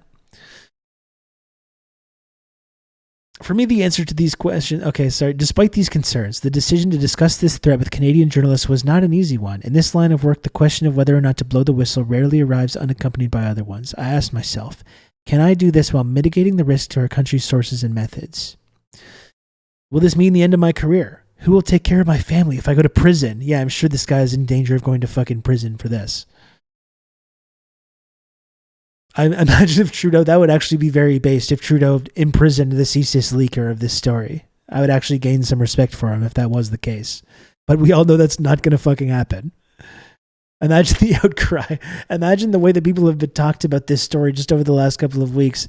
And if Trudeau responded by throwing the guy in jail, what the reaction would be. I would support it, but I don't think we're going to see that happening. For me, the answer to these questions was found in weighing them against the public interest. What a hero. I hold no personal complaint against our political leaders, against our national security community, or against the Liberal Party. Indeed, I have voted for the latter in past elections and hope to be able to do so again one day. Yeah, I think this was written by ChatGPT. Neither was my decision taken out of any special animus toward the government of the People's Republic of China, despite its driving involvement in these affairs. It kind of seems like you do have an animus. Instead, I hope that by providing the public with information I believe to be in the interest of all Canadians, we as a country would begin a much deeper conversation about what it is we expect of our government. I hope that we could launch a conversation about how to improve transparency, how to enhance accountability, how to protect all members of our society against external threats, and ultimately about how we continue to pursue a system of governance that best serves all its citizens. I'm getting bored reading this. Which I still believe that conversation to be necessary. It has unfortunately become marked by ugliness and division. So let me be clear. As troubling as the revelations we have seen are, I do not believe, and this is the actual fucking leaker is trying to pour cold water on it. I do not believe that foreign interference dictated the present composition of our federal government, nor do I believe that any of our elected leaders is a traitor to our country. Nonetheless, the growing impact of foreign interference on our ability to enjoy a free and fair political process is undeniable. This is so contradictory. Like, what are we doing here? If it's such a dangerous threat, he's literally in he or her is literally in the Globe and Mail now saying, like, I don't believe that this impacted in any way the composition of the government.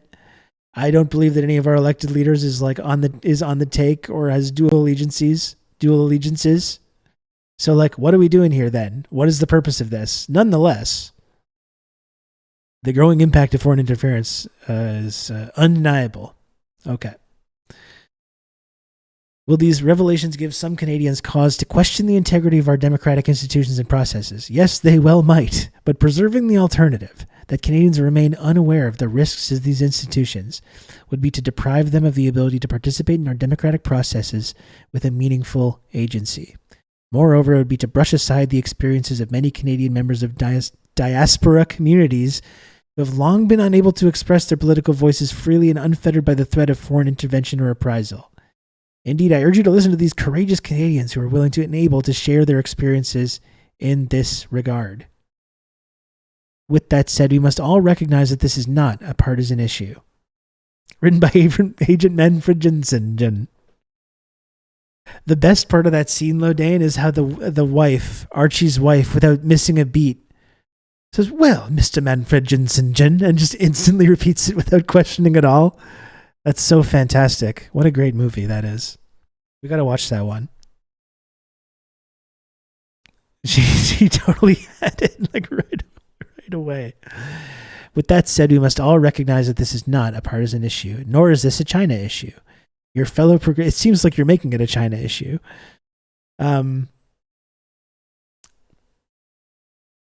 Your fellow progressive Canadians, your fellow conservative Canadians, this is such a fucking bullshit Canadian polite civil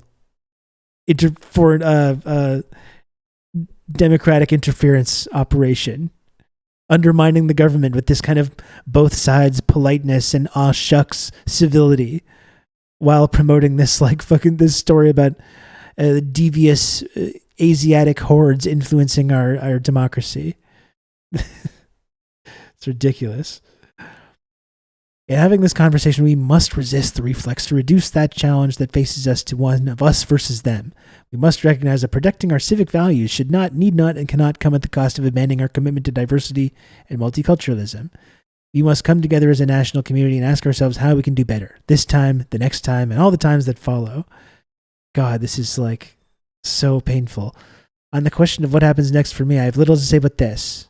If and when the time comes, I'll take my lumps for my part in this. I will do so without resentment or regret, knowing that while what I have done may be unlawful, I cannot say that it's wrong. This person will be treated as a fucking hero, obviously.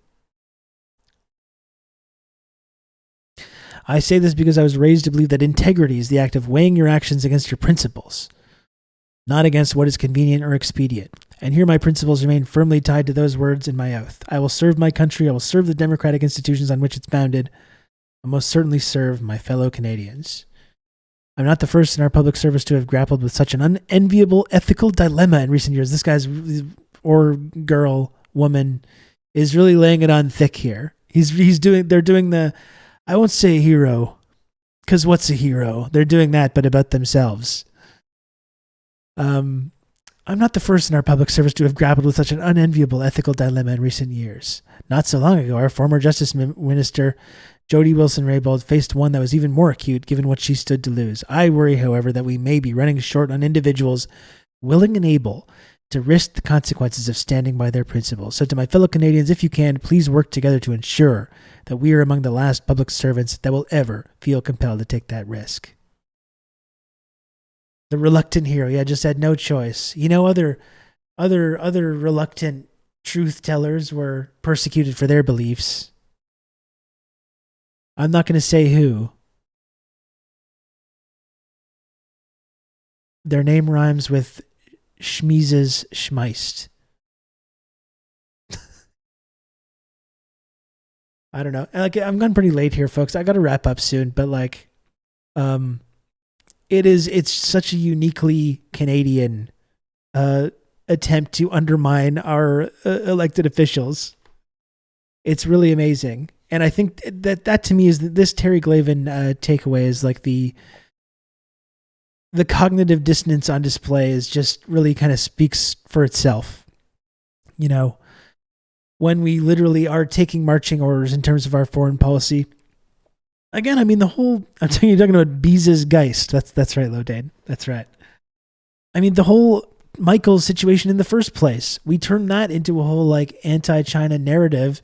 You know, why has China kidnapped our brave boys and this kind of stuff? That was the behest of the United States as well. The United States was the ones that was controlling that whole situation, as I've outlined before. You know, that was locking up the two Michaels, who were most certainly spies, by the way, obviously. But locking up the two Michaels was a retaliation to our provocative maneuver of imprisoning a important Chinese national at the behest of the U.S. State Department. Right?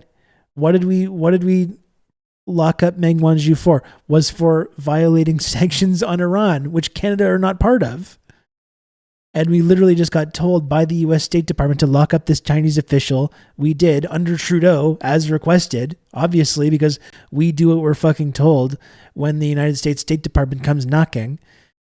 So under a apparent, like, CCP secret agent, Justin Trudeau, apparently, under Trudeau, we lock up Meng Wanzhou because the United States State Department told us to. China responds by locking up two of our guys. And what do we say? China, they're so devious. They're so dangerous and subversive. When it's literally the United States the entire time. As always, there's one country that interferes in our democratic institutions, interferes in our society and our culture. It's not China. It's the United States of America. We're basically a northern province of the United States of America, with a few slight differences in the way our democracy functions.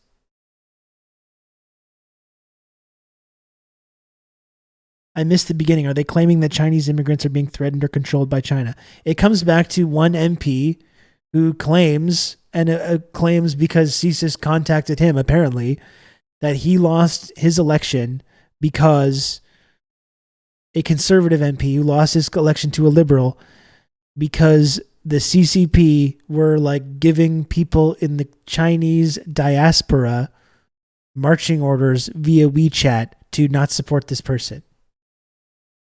So yeah, that's exactly what it is. They're saying people in the Chinese diaspora are logging onto WeChat and being told who to vote for and who not to support by the CPC. And because they're these brainwashed automatons, they just instantly go and do as they're told when they get these messages from the government that they're truly have true allegiance to.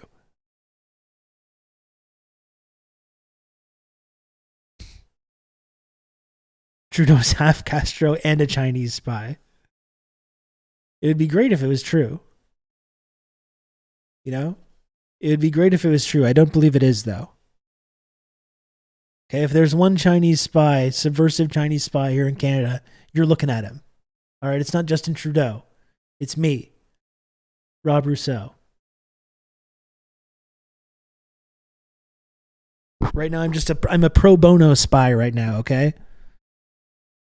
No, I don't have any connections to the Chinese government. No, I'm not being paid money. I'm doing some pro bono spying and subversion. And I'm hoping to eventually I can send them an invoice or something.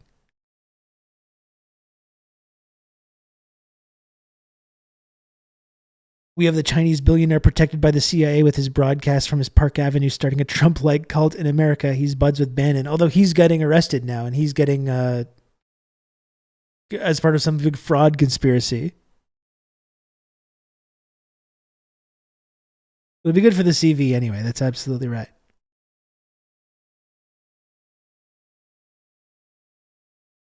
There's a reason why tonight was Night Rob. It's just a limited hangout. There we go. I'm going to get going soon, folks. I'll make one final plea. To everyone that's still with me here. It's 10:10 p.m. It's a late stream, going on 4 hours as well. And please, if you enjoy TRRS, if you enjoy this kind of content, if you want to support the work that I do here on twitch.tv, please subscribe to the channel or give subs or tips. I'll do the video one more time. Okay?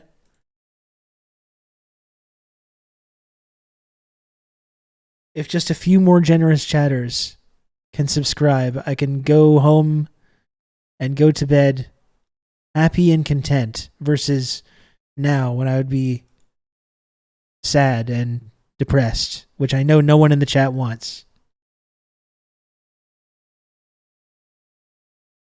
Not subversion and pro bono spying, Rob. It's called sedition and treason. No, we're all going to go to jail. Is that? You can count on Is that me. a You're crime? gonna have good old Rob to talk you through all Yeah, this. if it's a crime to spy against your own country, well then guilty as charged. Okay, when I'm just hearing from loading my earpiece, I'm being told that is indeed a crime, and that I should not say that I'm guilty as charged of this serious allegation. Allegedly. Okay? That was just a joke. BBTTXU, thank you for the gifted sub. Thank you very much. I really appreciate that. And here's the video one last time for anyone that is a new lurker or a new community member. If you want to know what this community is about, if you want to be a part of it, I would love to have you. I really appreciate all the support that anyone can give. Here's the video, and after that, I'm going to say goodbye. Thank you for expressing interest in the Friendship Triangle community. We would be thrilled to have you on board as a member of our exclusive platform. As you may know, the That'll be played Friendship in court in Triangle like is 3 Twitch's. years. I just had this image of like me in a courtroom while they're reading out the transcript of this episode saying, yes, I'm literally a spy. I'm trying to subvert the government. And I'm just sitting there like, and Lodane's just in the, and now we're all having a nice chuckle listening to the stenographer read this part out.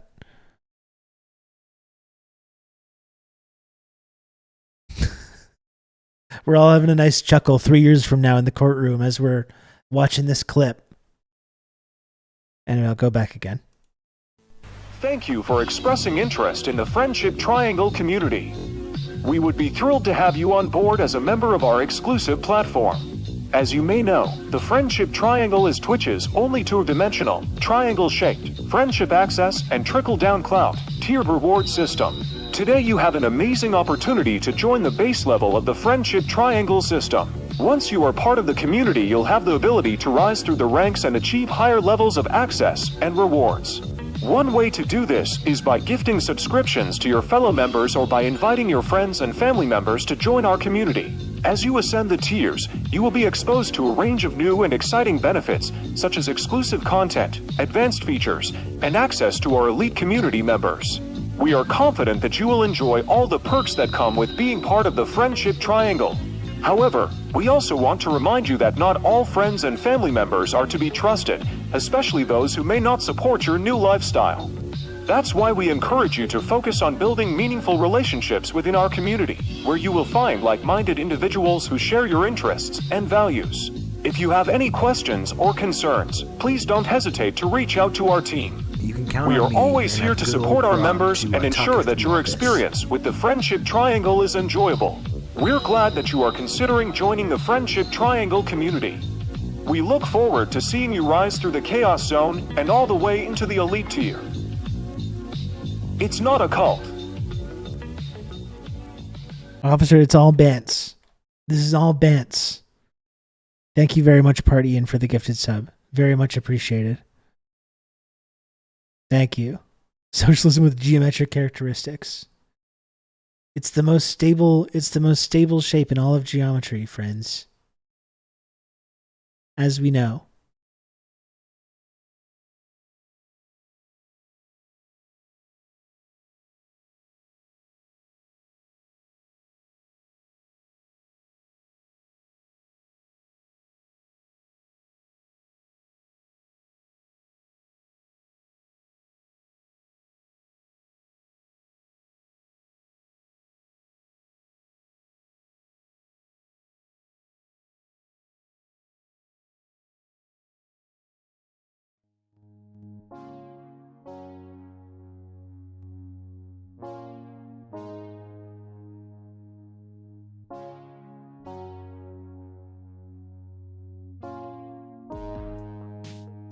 Thank you, friends. Thanks for watching the stream today.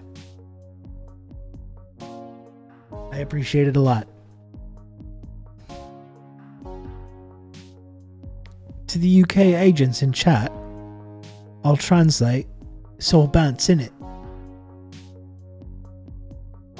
Absolutely right. Absolutely right. Well, I'll be back Monday, folks.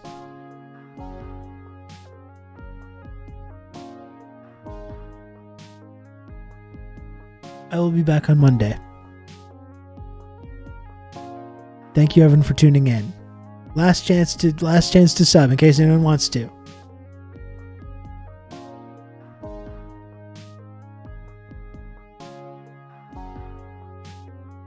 Last chance.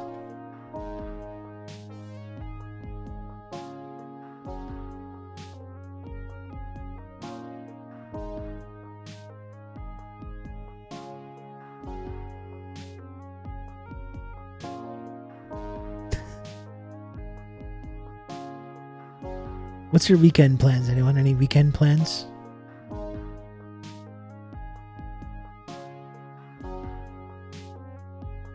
What do you got going? Anything? Going to a movie? Restaurant? Computer stuff? You know I'm all about that.